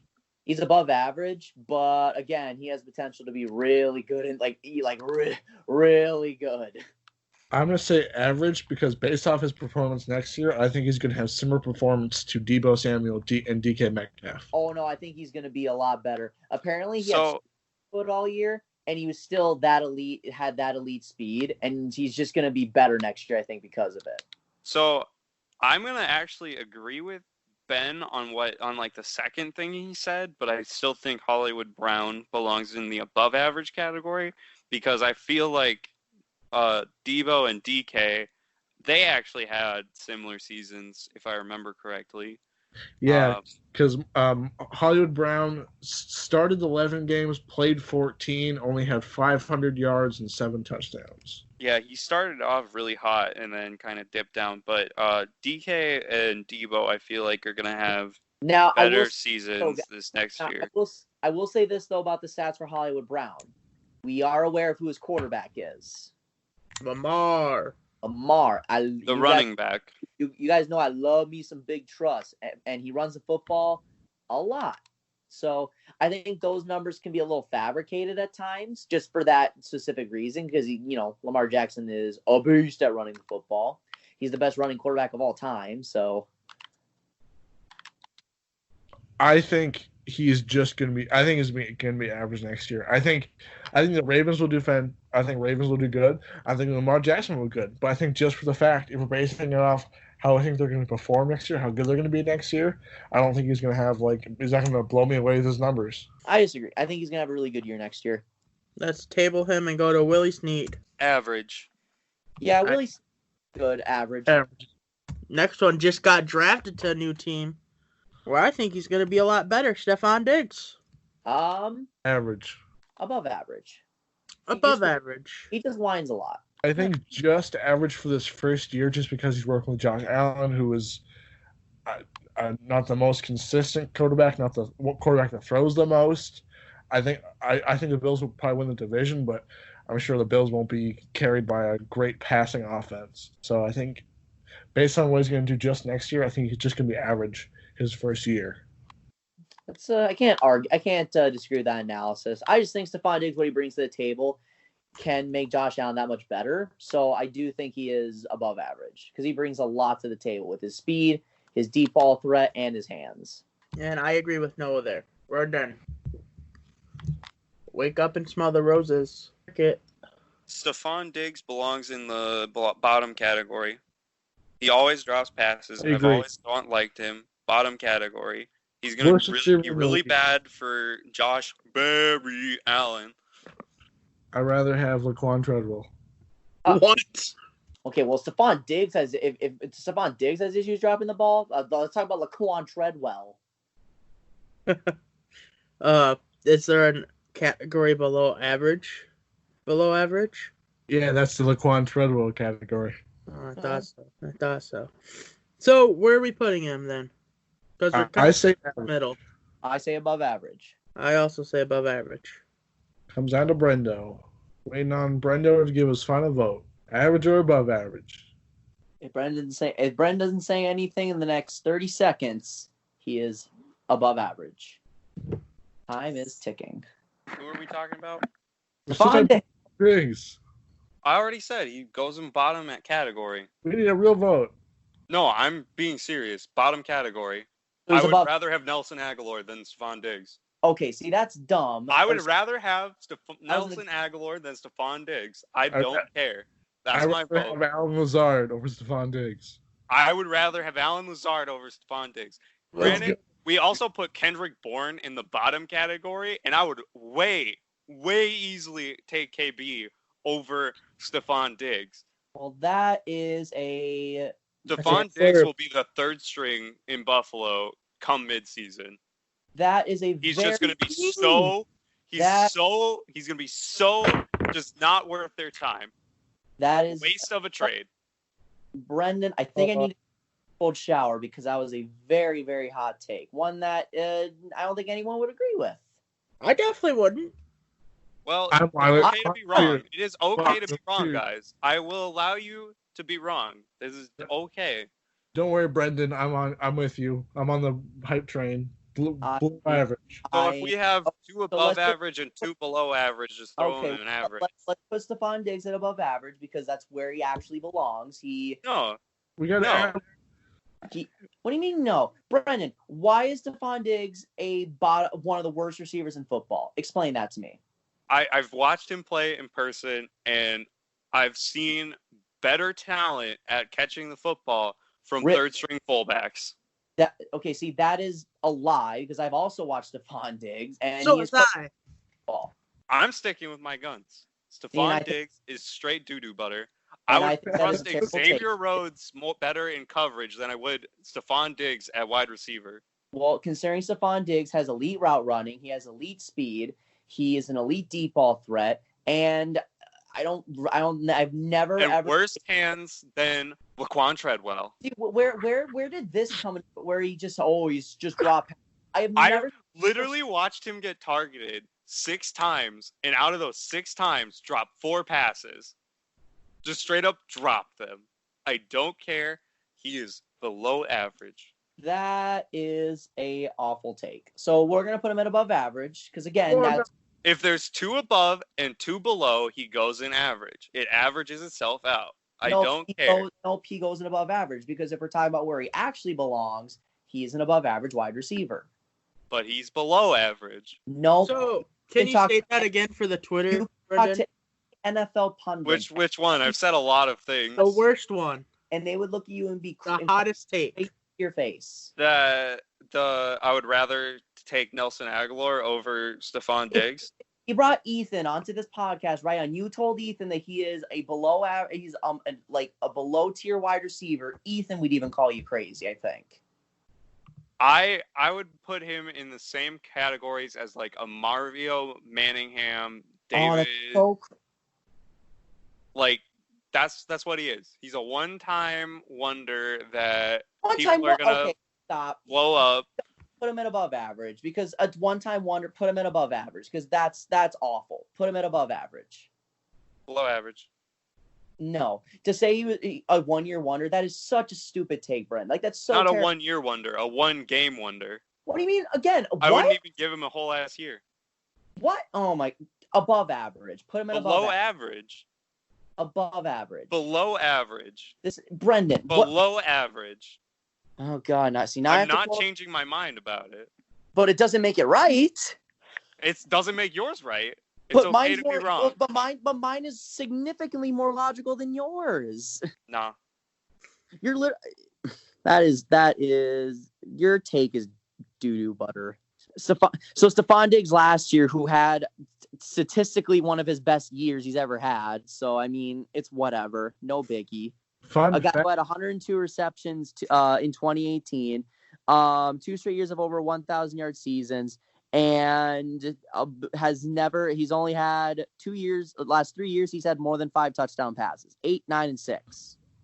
Fun fact about Stephon Diggs drops: he had a drop rate of 6.4%, dropping 6 passes last year. So is that so Stephon Diggs only dropped 6 passes last year, or like what does that mean? Like he averages 6 drops a game, or like 6.4% of targets of towards him he dropped. So if he's targeted like 10 times a game, he'll drop 6% of them. Yeah. That's so. Where did this? So he had 6 total drops in 2019, which is double what he had in 2018. Wait, so he had 6 drops, and that's double? And we're talking about Stephon Diggs having a case of the dropsies? Above average. Duncan, make it happen. Below average. No, I'm not even gonna have this discussion anymore. Above average, please. John Brown is average. Agreed. Above average, because he will mess you up in a game if you put pity on his name. Oh Lord. I'm not like gonna fight for this one hardcore. Like he's fine in average, but John Brown has messed some teams up. Yep. So is Stephon Diggs, dog. Like so is Stephon. The Saints one time against the Vikings, or when the Saints are playing the Vikings, and they reason are cursed again. We're already wrong, Brendan. You were already wrong on that take. AJ Green, elite. I don't care if he's injury prone. Elite. He's like easily a top 3 receiver in the AFC. What does that mean? I don't know. Like top 20 receiver in the NFL. If he was a top 20 receiver, he'd probably be above average, wouldn't he? Well, I still think he's top because I really like AJ Green. Elite. That I'll man say- can catch in triple coverage. I'm actually going to say top 2. I think he deserves to be up there. Yes. Who's next? Tyler Boyd. I really like Tyler Boyd, actually. I do too. I will put him at average, but if you guys say above average, I won't go nuts over it, like Stephon Diggs. Well, that's where I was going with. I think he's an above average wide receiver. I think he's extremely underrated. I'm going to say average just because I see a lot of names in the above average. Cooper Kupp, Adam Thielen, Tyler Lockett. I'd rather have over Tyler Boyd. That's totally fair. Totally fair. Again, you know who we're waiting on. Plus, I like him. I think I like him as close to as a similar receiver as John Brown. Like, I think it would probably do about similar this next year, stat-wise. I'm going to be honest. I don't know who we're talking about, but I'm probably just going to agree with that average. Perfect. Tyler Boyd. Oh, Tyler Boyd? Yeah. Homie. Yeah, average is fine. He has some games where he belongs a category above, but average is fine. Sees some games where he doesn't. Oh my goodness! Right? Everything Brendan says at this point now, I'm just like, jeez. Ooh. I want to start boy. the next one so that we're not waiting on me. Actually, we're going to save that guy for last. Damn it. Cross segments. All right. His teammate, Jarvis Landry. Above average. Because he Above. led the team in receiving yards at a number 2 spot. I would also agree above average. Above average. So, too. I like Jarvis Landry. I do too. I think he just had some trouble with his quarterbacks and everything. True. I'm really high on Cortland Sutton. Above average. I think he's above average. Above average. I'm really high on what the next guy could be. I actually think that he's going to be Rookie of the Year. Him or CeeDee Lamb. Oh. Jerry Jeudy. I think we had to put Jerry Jeudy in the average category just because, again, he's a rookie. We don't know what he's going to do. Is he going to have a better season than Justin Jefferson? I don't know. I think Justin Jefferson could potentially have a better season. So I think he should be put in average. If we're basing it on potential, I think he has the chance to be above average this year. Brendan, you cut out. That's because I was letting Noah finish because I knew, but I didn't know that he was mid something. Yeah, no, you're good. But Jerry Jeudy's game is so polished at everything that he does. So Go for it, Brendo. I agree with Ben on the rookie rule to throw him at average just because, like, we don't know how he's going to transition to an NFL setting. Yeah. Stuff And like that. If we look at the other rookies we did, the only other rookie we put above average was Joe Burrow. Otherwise, all the other rookies we saw, we put average. And I would say if we're gonna put a rookie above average here, I think it has to be Jerry Jeudy. My big thing with I would agree with Duncan because he's the best receiver in this class. I would put Jerry Jeudy in the above average category if he was going to be the first string receiver on that team. I don't think he's going to. Well, he's definitely not going to be. I mean, week one, it's going to be Cortland Sutton. He's number 2 already, though, before anything starts, and he's probably one of the best number 2 receivers the league has potentially. Yeah. I like the rookie rule at average. I do see the potential there. I don't think it's a matter of that, but just the rookie rule. I'm taking your side, Duncan, because I think he's the best receiver from this class. I think there's very few weaknesses from what I've seen in college, and because I guess how I'm approaching this rookie thing is I'm basing it off what their potential could be and what I think of Jerry Jeudy. I think he's going to be above average this year and take a step into being what I think he'll end up being, an all-pro wide receiver one day. Oh, I agree with you there.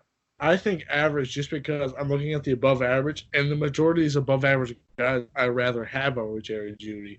I mean, Emmanuel Sanders, Calvin Ridley, Tyler Lockett, Chris Godwin, Adam Thielen, Cooper Kupp. I'd rather have all these guys over Jerry Jeudy. Yeah. Technically, Jerry Jeudy replaced Emmanuel Sanders, so Yeah, but Emmanuel Sanders with Drew Brees is going to be good. These are facts. But who's to say Jerry Jeudy or Drew Lock can't be good? I think he'd be good. I don't know. I don't know. You got a young quarterback, a young wide receiver. I think the potential's there, but I think realistically, you probably will put up an average. You'll probably put up 800 yards, 5 touchdowns this next year, which I think makes him average. I think he'll put up a 1,000-yard season. I think he will too. I agree completely. And the crazy part is, I don't even think he will win Rookie of the Year. I think it'll go to CeeDee Lamb because he'll get more publicity. But I think Jerry Jeudy has a chance to be 1,000-yard receiver right out of the gate. I feel like Rookie of the Year isn't going to go to a wide receiver.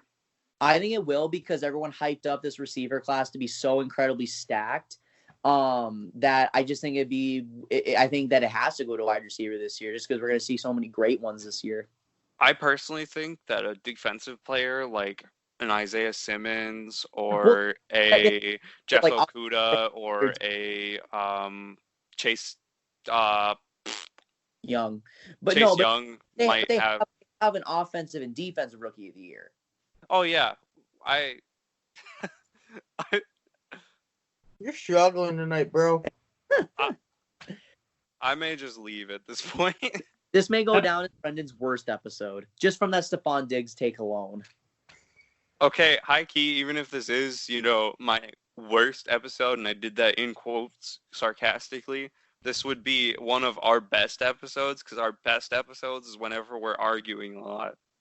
These are facts. And you've made it to where we had a lot more best episodes, because your reactions were way over the top. Oh, gosh, it's... Jerry Jeudy's average. Above average. Average. I'm standing by above average. I am standing with that. Let's tape him and come back. Brandon Cooks. Above average. Above average. Average. I say above average. He just moves around a lot. It's not his fault. He's the best player that can stay on a team. I would agree with that. Yeah. And there's literally been no reason. It's not like he's been bad. He's had I'm pretty sure I'm pretty sure he's had 1,000-yard seasons every year of his career. I'm pretty sure. He may have to fact check me on that. I don't think he did with the Pats. Did he? I thought he did for some reason. I don't think so, just because I know that he really didn't start receiving very many targets until, the playoffs. Ben, are you looking at... Ben's our stat guy. Yeah, I'm looking up right now. Okay. So, Brandon Cooks, let's see, loading. Brandon Cooks with New England did have 1,000 yards. He's had 1,000 yards 4 times in his career, 2015, 2016, 2017, and 2018. Last year with the Rams, they had 42 receptions for 583 yards and 2 touchdowns. So his last full season was with the Rams, and it was 2018, where he had 1,200 yards and 10 touchdowns. So prior to this last year, he has had 1,000 yards in every year of his career. Except for his rookie year in 2014. Okay. He didn't. He only had 550. But he only played 7 games of his rookie year, so. Right. Take that with a grain of salt. Above average. I'm going to move to above average here, just because I realized he is the best wide receiver on his team. Yeah. Deshaun Watson himself, pretty much. And Deshaun Watson is really good. So Dude, I will put him in above. Dude, imagine DeAndre Hopkins, Brandon Cooks were on the same team. That would have been good. It would have been DeAndre Hopkins, Brandon Cooks, and then Randall Cobb in the slot. Insane. Yeah. The Texans could have had a Super Bowl. Hopkins, John Watson. That'd be crazy. Next we have Will Fuller. So I put Will Fuller as the other Texan receiver because he is still technically on their depth chart as the second one. Average, he can't stay healthy. I think average too. Last year he did play 11 games, which is his second most of his career. Ouch. That's a price. And he did have the most yards of his career, but the most yards of his career is 670. Oh, double out. Oh boy. All right, T.Y. Hilton. Elite. Delete. Don't care what people say. On agreement. Perfect. Well. What makes you not sure, Ben? I mean, over his last year, obviously he's been hurt the last 2 years. He hasn't played a full season since 2017. But over the last 3 years, he's only had 1,000-yard season. He has not had more than 7 touchdowns in his entire career. I mean, he from 2013 to 2016, prime T.Y. Hilton. Amazing. But I think at this point in his career, I know Phillip Rivers is there, which will help him a lot. But I think Andrew Luck has had injuries in his career. He missed a full season, and then he retired. So he had to deal with Jacoby Brissett, and he got hurt, so he had to deal with Brian Hoyer. I know, and I think I don't get me wrong, T.Y. Hilton will have a good year. I just don't think he will have an elite year. I think he's an elite receiver. I think he does a lot of things really, really elite. I think he's just been dealt a bad card a lot of the times. And I will respect him in the top tier because I think if Phillip Rivers balls out, I could see it. But yeah, we'll see. All right, their second string, Michael Pittman Jr. I'm high on this guy, but I think he goes an average. Yeah, no, I'm also extremely high on Michael Pittman. But I do think he'll be average to start off. Yeah, I'm in the same boat there. Yeah. Chark. Above average. Average with the potential to be above average this year. Because I think Chark is really good. Who are we talking about? DJ Chark. All the stats. He had a 1,000-yard season last year, 8 touchdowns, 73 receptions. It's pretty good. Above average. Because that's better stats than a lot of the people that we have in above average. You also got to think of going into this year, though. You know who his quarterback is? Gardner Minshew. It's a sidestep from where he was last year. Yeah, I'll say above average. All right, I won't refute it. Because, my thing is, and also with the next guy on our list here, those are the guys that make Gardner Minshew, look really good. Because they're really talented, really fast receivers. The bonus from Shark is he's fast and he's tall. I see it, and it's funny because I agree, but everything Brennan says now, I'm just like, I disagree, but I'm like, wait, he is right, though.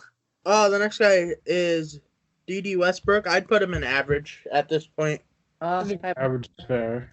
I'm also going to fight for above average. Well, I'm not going to fight, but I am going to say above average for D.D. Same statement.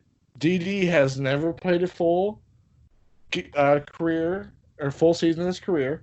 Last year he played 15 games, only had 660 yards and 3 touchdowns over 15 games. Never mind. Put him in average. Average. Laviska Shenault is going to take his spot. You with the takes, bro. Is a baller. Tyreek. Cheetah. Above. Stop. Elite. Elite. Yeah, I think he's elite too. I definitely agree there. He's probably team. what you would call, Brendan, the best receiver in the AFC. No. Yeah, he's better than Keenan Allen. I would agree. Keenan Allen more. He's the best at running in a straight line. Okay. I mean, he ain't wrong. That's a take. That is, says Duncan. That is a take. Sammy Watkins.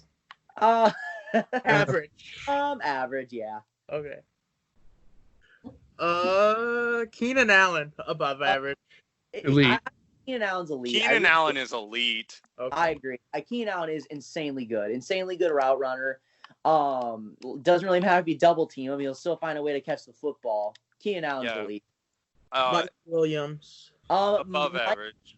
Above average. Mike Williams, very solid. Devontae Parker. I really like this guy because I think he's one of the better receivers in the AFC East for sure. Not even know anymore. Small window of. Yeah. I'll agree with whatever majority is with Devontae Parker. I would say above average. Okay, I'm good with that. Preston Williams, below average for me. Yeah. Yeah. All right. Cool. Perfect. Julian Edelman. Below average. Above average. He's a Hall of Famer. Below average. He may be a Hall of Famer, but he's not had the same level of play. If you look at last year, it was a decline. This year, it's going to be a major decline because he's not going to have the greatest quarterback of all time. And I think that's the key. He's been really struggling with his most recent foot injury, and he's just not been the same. He's not been the scrappy guy that can catch it and get. Because of what? 1 year? because of one year. I think I think he's going to be average, and I think because again he has dealt with injuries in the past, but I think one of the things one of the things that made Julian Edelman great is his amazing connection to Tom Brady. Without Tom Brady there, I don't know, Brian Hoyer half a year, Jared Stidham half a year. I think if we're just looking at performance next year, I know we were talking about the Patriots not being very good. I don't think he is going to have a good performance just next year. Average. Above average. I think he's going to be a key piece for potentially the development of Jared Stidham. I also think he's going to be the safety valve for that team. So I think he's going to still put up some solid numbers next year. Above average. I got average. Darn. I'm going to move up to average after, looking over his stats. He actually did have an increase. He did have 1,000-yard season. But I still think that Julian Edelman is going to end up being average. Not on the Patriots after this year. Ooh, take. That's another take. Either TB12 is going to steal him or he's going to retire. And he'll retire as one of the best playoff performers ever. No, he's going to the Hall of Fame. I agree. Like if you can put up numbers in like one of the smallest windows of games in just the playoffs, right? Then, like I said, when have you ever called a wide receiver clutch? Like honestly, Julian Edelman is a clutch receiver because I saw him make some big catches against Kansas City in the AFC Championship, like big catches, like long, like it was like 3rd and 11 or like 3rd more than 10 on multiple occasions, and he shows up. He showed up in the Super Bowl against Atlanta. He won Super Bowl MVP against the LA Rams. So. Yeah, and I think he's going to still put up some good numbers. May not be 1,000 yards, but hey, like 700 to 900 receiving yards is not terrible, especially with everyone expecting him to be not very good next year. The Patriot way is to exceed when you are the underdog. Yeah, exactly. So that's why they had a rough spell when they no longer became the underdog. That is why I think he is above average because I think he'll continue to be solid next year. All right, let's go to his teammate. Mohamed Sanu. Average, really run-of-the-mill guy. Yeah, I think so. With that. Fair. That's fair. Like Mohamed Sanu has always been consistent. These are facts. He's been the guy you go to if your main guy's not there. Well, even when the main guy was there, because like when he was in Cincinnati, he obviously had AJ Green. When he was in Atlanta, he obviously had Julio Jones.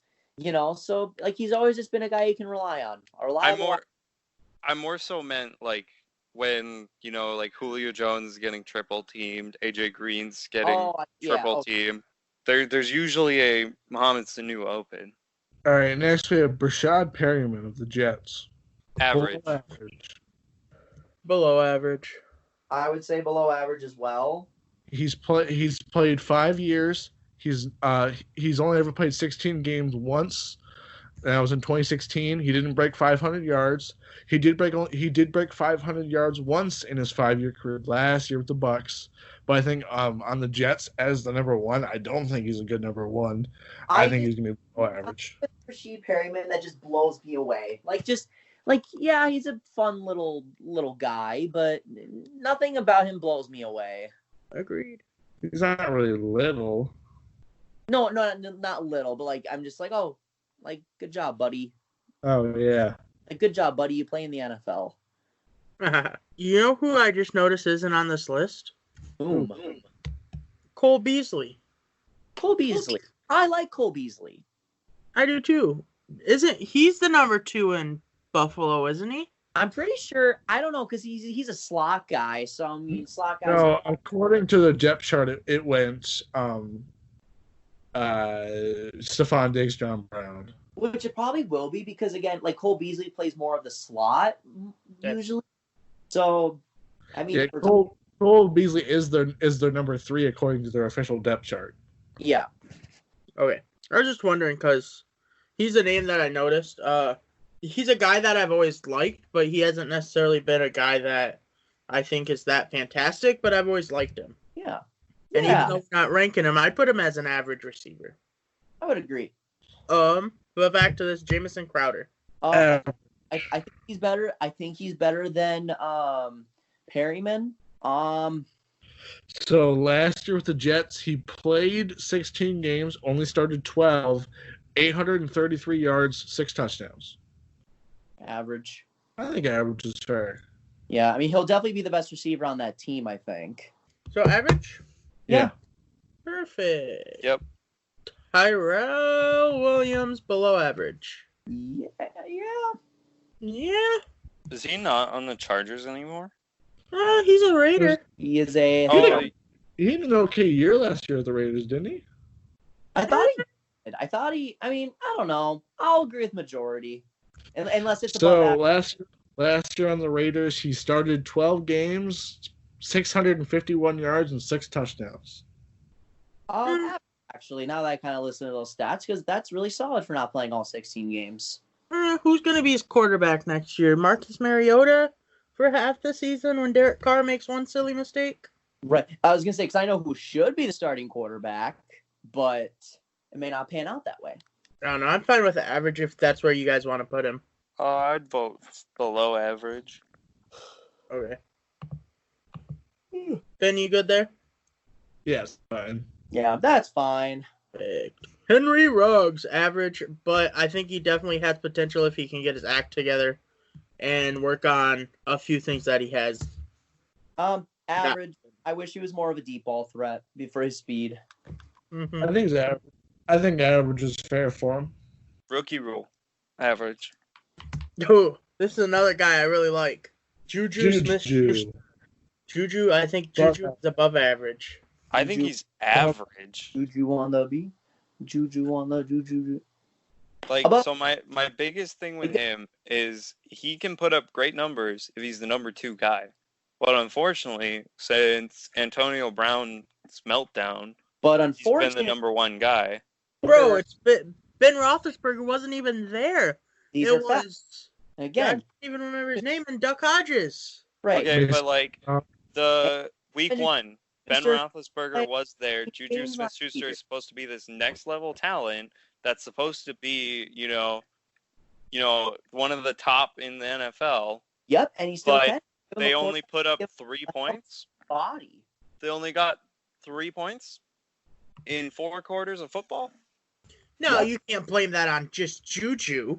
Again, look who his quarterbacks were. And again, no.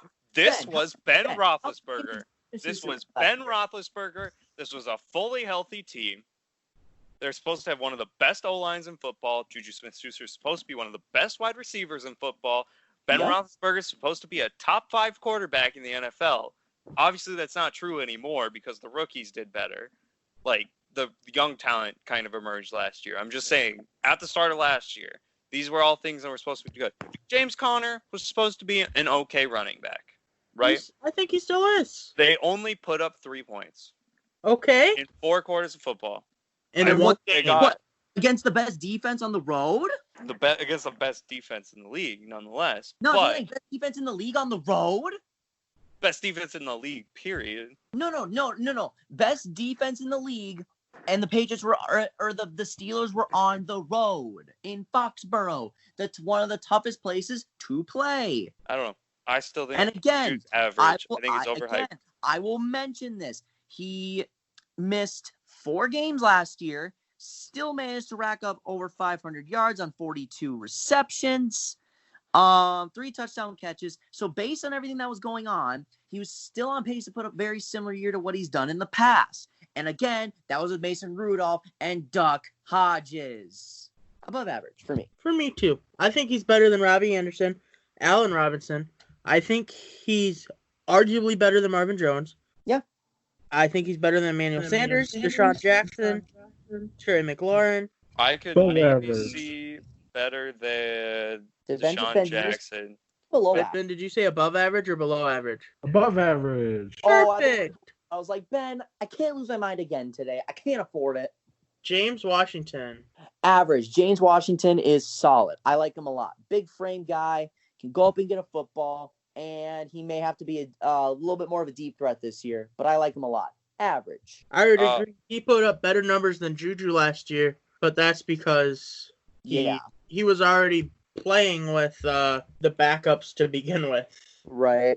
So he had that chemistry that Juju did not. And I don't think James Washington missed any games either. I think that's also true. So, but he proved he can be a solid number 2. Yeah. You guys okay with average? I'm okay with average. I think in order to help out the Steelers' passing game, he needs to put himself as the number 1 somehow past the depth chart. Because then Juju will be number 2 again and can be the above average that we put him at. Oh my gosh, he still can be. Oh my god. AJ Brown. AJ Brown. Above average. I like him at above average, but I thought that might be a kind of hot take. I would say average just because I want to see another year of what he can do. But oh my gosh, he's got a lot of upside. I think he's above average just based off what he did in his rookie year. Right. Over 1,000 yards, 9 touchdowns.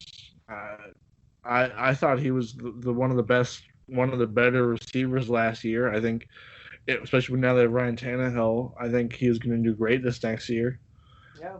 I think above average is fair for him. I agree. Corey Davis. Corey Davis, average. He's really not that great.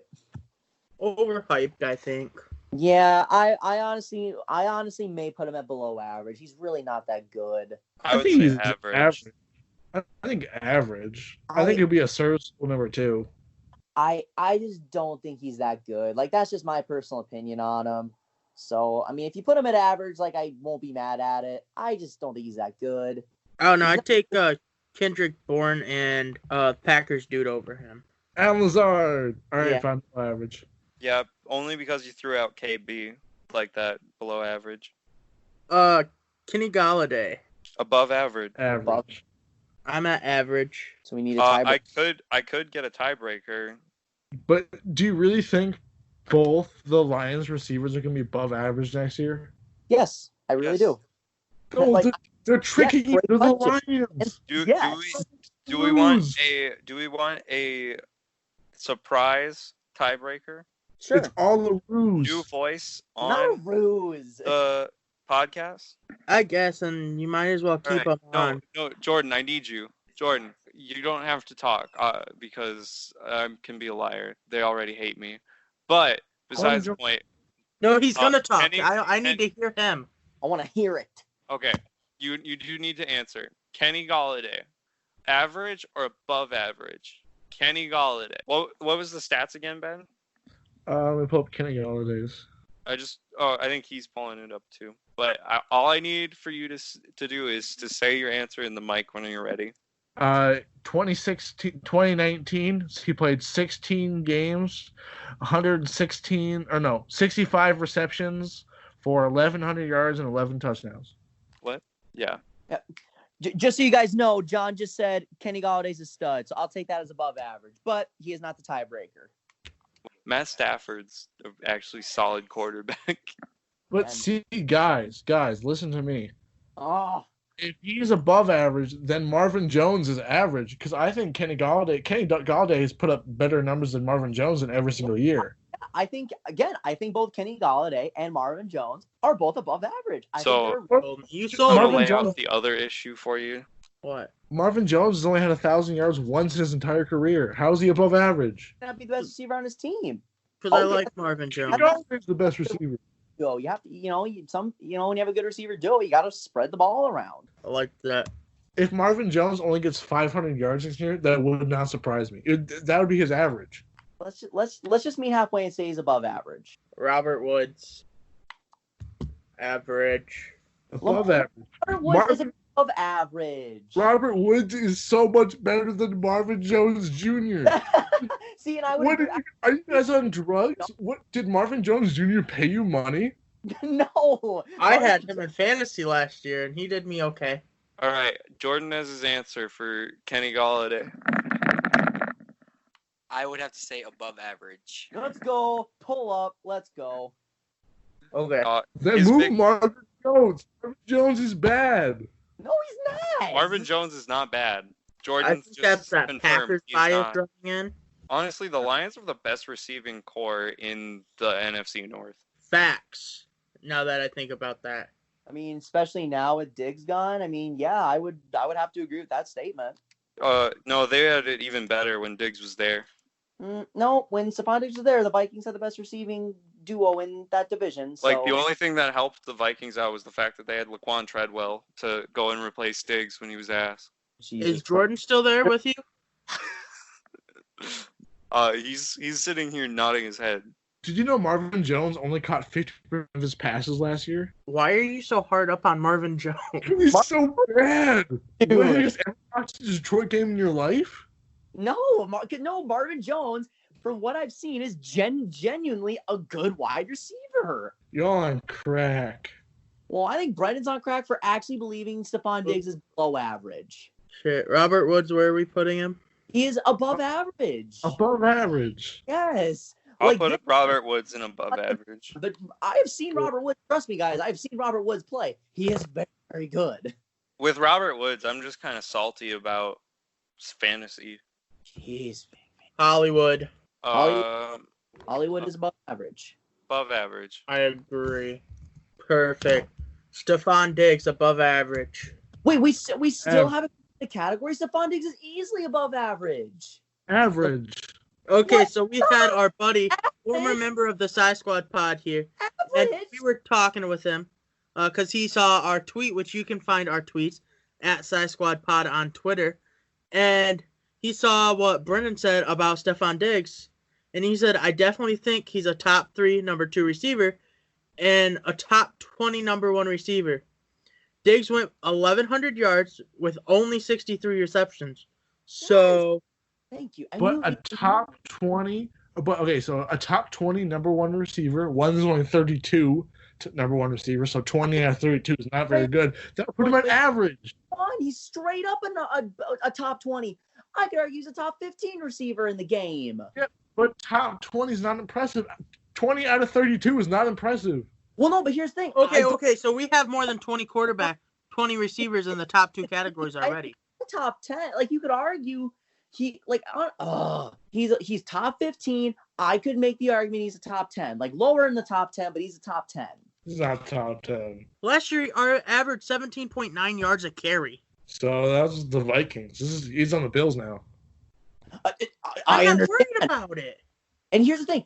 If anything, Stephon Diggs will fit Josh Allen perfectly because Josh Allen has a big-ass arm and a big-ass cannon and big-ass inexperience. And Stephon Diggs has a big-ass speed and a big-ass deep threat. And, yeah, and he'll definitely be the best receiver on that Buffalo Bills team. I can promise you that much. Oh, my Lord. Oh, he would be the best one on the Bills team, but he's average. He was the best receiver on the Minnesota Vikings. Actually, no, I won't say that because I do think Adam Thielen at times was better. But I think they were both really good. So another thing I want to point out is the fact that Josh Allen is more mobile than Lamar Jackson. So Stephon Diggs more to throw the ball. Stephon Diggs is like more than likely going to have a worse year in Buffalo than he's had in Minnesota. Statistically, I disagree. Go down, but it doesn't make him any less of a below average receiver or an average receiver. Because again, you have to sometimes look beyond the stats and look at what he does as an actual player. And this is what I know about Stephon Diggs. Route running, very good at it, maybe even elite at it. You can say what you want, Brendan, about him. Oh, dropping passes, but when you only drop 6 passes for the whole year, which is double from what's been in the past, like it's double, is it? No, he has no cases of the dropsies. He is athletic. He is a great route runner. He's a great deep ball threat, which is important in today's NFL. And he's an above average wide receiver. He is arguably a top 10 receiver in football. Above average. This is crazy. We're even having this conversation. Average. Ben said average. You guys both said above average. Therefore, the rounding would go to average. No, he is above average. Okay, since we have T.Y. Hilton in the top league, I will change my vote to top to put him in above average. Perfect. Thank you, Duncan, for taking one for the team. I would change my below average. He's above average. Oh, my God. Y'all are oh, my God. Above average. Come on. Stephon Diggs is not that great. What are you talking about? He's not that great. Stephon Diggs is not that great. Brendan, you can't just sit there, he's not that great, and not give a reason why. Because your reasons have not been good enough. So I need an actual answer. We'll ask social media this week on the SighSquadPod. Oh my God, this shouldn't even boil down. This should be such an easy thing. Jerry Jeudy, above average. What? Average. Rookie rule. Above average. He's going to be the best receiver in the damn team. Or in the Joe Burrow's going to win Rookie of the Year. Joe Burrow's going to have A.J. Green, Tyler Boyd, and John Ross. Jerry Jeudy's going to be average. Y'all are pissing me off. Jerry Jeudy will probably have an above average season, but I want to get the rookie rule. By the way, my roommate just said that is the fact that we're even having this debate right now is terrible. He is definitely an above average wide receiver. I will talk about Stephon Diggs. We're going to let Twitter decide, Noah. No, we're going to let Twitter decide, so go on Twitter and vote when that comes up. This is, oh my God. I'm going to make at least 17 fake accounts. Oh, wait, did I say that out loud? Jerry Jeudy is he's going to be above average. Okay, we put a quarterback above just average. So that way we can go along, but... Okay. And our last receiver on the list, the Brown, very respected by what he did this last season on such a shitty team. Odell Beckham Jr. If we look at talent-wise, I feel like Odell is the best receiver in the AFC. But I think because, I don't think Baker Mayfield is as good as Patrick Mahomes. These are facts. I will be the second to say it just because I feel like Mr. Noah would be the first to say it because he's a Baker hater. He doesn't like cookies or bread. He hates Baker. So I think OBJ belongs top 2. Yeah, I agree. Above average. And I think above average for this reason why. What I think his production is going to be next year is going to be above average. I don't think to be an elite tier, I think you need to have probably 11 or 1,200 yards and double-digit touchdowns. I don't think he's going to do that with the Browns. I think he probably will have 1,000 yards, maybe 5 or 6 touchdowns, maybe. I don't know. I think it's going to be above average. I don't think he's him on the Browns is not going to be elite. So here's the thing with Odell Beckham Jr. Odell Beckham Jr. is an elite receiver. He was with the Giants. The thing with Stephon Diggs is, first off, he doesn't want to be in Cleveland. So his attitude has been terrible. Actually, I can't even say that. He's been a trooper with the Browns because he's just been sticking with them and playing with them.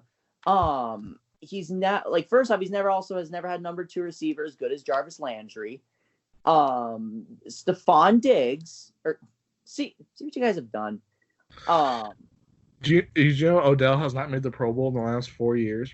It's been 4 years since Pro Bowl. I really feel like the Pro Bowl doesn't matter. Awesome. Pro Bowl's a joke. How many All-Pros teams has he been? 2. The last one came 4 years ago. He's a 2-time second-team All-Pro. He's never been a first year. Then Eli Manning shit the bed, and the entire Cleveland Browns franchise shit the bed last year. Odell Beckham Jr. still does things at an elite level, better than what a lot of receivers we have on this list do. Like Stephon Diggs. I think he is an elite wide receiver. I think he's one of the better skill wide receivers in the NFL. I just don't think he's going to have an elite production next year. I don't care about elite production. Is he going to be good at what he does? Yeah. The answer is yes. So therefore, first off, I think he's going to have a better year because first off, I think Baker Mayfield's not going to get sacked as much because he's going to have a more improved offensive line. But on top of that, if he's going to do he'll continue to do things in an elite level. And now with another tight end, so his numbers may go down, but it doesn't take him any less of what he is as an actual player, and that is elite. Elite. Shit. I can't believe we're letting Twitter, the social media world, decide if Stephon Diggs is an above-average wide receiver. Dude, we got begin with this. Just from Brendan's read about Stephon Diggs, we've gotten 3 new followers. Oh, my Lord. So, I mean, it's good clout, I guess. I mean, hey, it works for Skip Bayless making terrible takes. He's famous. Oh, man. Yeah, that's true. Okay, so what are we doing here? We need to figure this out because we need to get moving here because we're almost at 2.5 hours and I work at 4 in. Rip. Yeah, do you want to... I know we're going to do Hall of Fame or Hall of Fame on him. Do you just want to cut it and then just end with franchise mode? Because we are at almost 2 hours and 40 minutes. I mean, yeah, my franchise mode will be pretty short, so... Yeah, let's hold on Hall of Fame or Hall of Lame just because I don't want to have a 3-hour podcast. Let's wrap up with Seahawks after this. Okay, we are only at like probably 2 hours recording though. That's fair, but still, we don't want a super long podcast. Odell Beckham Jr. So what are the votes right now? I know I originally said above average. Does everybody else say elite? Elite. Yeah. I'm elite. Then elite. Okay. But now the real question for OBGA. Is he gonna be a Hall of Famer? Yes. Yeah, absolutely. Yeah, well, eventually, yeah. Perfect. Yeah. Love perfect. that. That was this week's Hall of Famer, Hall of Lame. Yeah, I was perfect. actually gonna say no. Well, you'd be the only one there. Dang. I could see it, Alright. but things need Take to us change. home. Moving on to our final segment of the night. It's time to hit that franchise mode. Indeed. So I have the Seattle Seahawks this week. So when I analyze the Seattle Seahawks, we have a lot of talent all over the place, including at the quarterback position. The thing with Russell Wilson is I hate that he gets pressured all the time. It makes me cry at night. It makes my heart sad. Our cap situation is average at this point, so I don't think we can get any big time guys right now. So if we had to spend our money with whatever time is left, because we're getting close to a potential training camp, depending if things get delayed and whatnot. But I think some guys we should try and go for is I think if we can get this guy for cheap on the offensive side of the ball, from what I've read this morning, unless something changed or unless I read the wrong source, Jason Peters is still a free agent. Am I right? Am I wrong with that? Is he still a free agent? No, I think you're right. Okay. Get him on a cheap deal. And I know he's old and he's injury prone, but if we're getting him on a cheap 1-year deal with what we view as a Super Bowl run, if he's hurt, fine. Then our offensive line is what it was last year, and we went 12-4 last year. Or he can play, make our offense better, and Russell Wilson maybe finds another level that he has yet to reach, and that is beyond scary. I like our receiving core, like, honest to God, I really do. But I would almost spend the money on a couple of other players on the defense side of the ball. We need an edge rusher. We need it kind of bad. I would, if we could try and get Jadeveon Clowney back, I would maybe just try and go for that. But I honestly would try and go for Everson Griffin. We can get him for cheaper. We honestly, in terms of consistency, will get more production out of Everson Griffin because we need a pass rush. I think another thing as well is if beef up our interior line. Damon Harrison's still out there. We don't need that much help in the secondary. That's led by Shaquem Griffin and I guess does Logan Ryan play safety or cornerback? A little bit of both. Well, I don't know. Maybe if we just fool around and get Logan Ryan, that'd be cool. But being realistic, I would try and make our priorities Jason Peters, Everson Griffin / Jadeveon Clowney, one of those guys. Because those are guys we can realistically get for the price. If we can try and get players like Logan Ryan, that'd be cool because he's literally just sitting there vibing at home right now without a job when he had his best statistical year of his career last year. But I think with those improvements, we'll be pretty dang similar to where we're at. I think I predicted Seattle pre me fixing them. We're 10-6. And I think we add those guys. I think we can get a couple more wins. I think we can, squeeze another win against San Francisco or another against Philadelphia on the road or some of those other games. I think we can squeak those out. So that is how I would change a little things of Seattle. I certainly wouldn't trade Russell Wilson like there was rumored to 2 years ago. Russell Wilson is, in my eyes, is untouchable, and he will always be untouchable. And, Seattle Seahawks. Oh, and I would not bring back Marshawn Lynch. I know they're talking about it. I would not. Fair. It's unlucky that Seattle had a bunch of injuries at the running back position, but Chris Carson was a 1,000-yard rusher last year. Yes, he was. So very underrated for that. Yeah, and Travis Homer proved he can be a really solid number 2 or whatever. So I wouldn't change anything there. I wouldn't bring back Marshawn Lynch. His time's up, and that's fine because he has nothing left to prove. He's a Hall of Famer. And, yeah, that's kind of what I would do with Seattle up at this point. Cool. So did you have them winning their division? I do not. I still think San Francisco's a more complete team all around. Okay. That is a fair take there. But I think with the team that I have assembled, we can give San Francisco a lot of fits, and they did last year with the with the roster, which I think has a lot of flaws with it. So I think with those few things, I think we can maybe sneak a division title with San Francisco. I really believe that. So, but I think San Francisco is just a better team. Nice. So yeah, Seattle, boom, Perfect. Can they win the Super Bowl this year? absolutely they can. I don't predict them doing so initially, but I do think they realistically can because I think Russell Wilson again will put up an astounding year. And I think there's enough talent on this defensive side led by KJ Wright, Bobby Wagner. If we can get an edge rusher, Shaquille Griffin, all those guys, there's talent there to be successful. I mean, they went 12-4 last year and were literally a yard away from getting the number 1 seed. So I think Seattle definitely deserves to be in that Super Bowl contention. I think we'll potentially take a down year, but I certainly think we have to be in that contention. Awesome. So who has next week? Is it me or? Should I be want to Brendan. say it's you. No, I'm pretty sure it goes Duncan, me, Noah, Brendan. Oh, so it's Brendan. Okay. Brendan, who would you like to get? Nobody. I don't want to do it. I'll do it then. No, I'll do it. Perfect. You'll do it. All right. So let's see. Who we going to get here? Bills. Big money. Big man. Buffalo Bills. Bears. Oh, Ravens. Well, I guess I got the easy one. That is a very easy one, indeed. So tune in Wonder next what- week.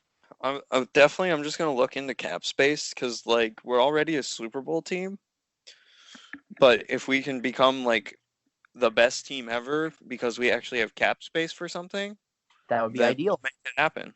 Awesome. Well, I can't wait to find out what you end up doing there. I'm also looking forward to it. I'll tell you what we're not gonna do. We're not gonna trade for Stephon Diggs because we don't want to make our team worse. Oh my God. Make sure you vote on Twitter that Stephon Diggs is an above average, receiver. please. For the love of God, people, I don't want to be checked into a mental asylum because of the people of Twitter. Please vote for Stephon Diggs being above average. Stephon Diggs digs his grave to the below average category. Oh my God. Oh my God. Well, thanks for listening. Sorry, I've just sat here and taken a lot of digs on Stephon Diggs. All right. Okay. Okay, thanks for listening this week. Stay safe out there. I'm Duncan. I'm Ben. I'm Noah. Please vote Stephon Diggs. I'm begging Dirk you. is better wide receiver than Diggs. Oh my Lord. Please vote Stephon Diggs. Stay safe, people. And that's Brendan with the bad take.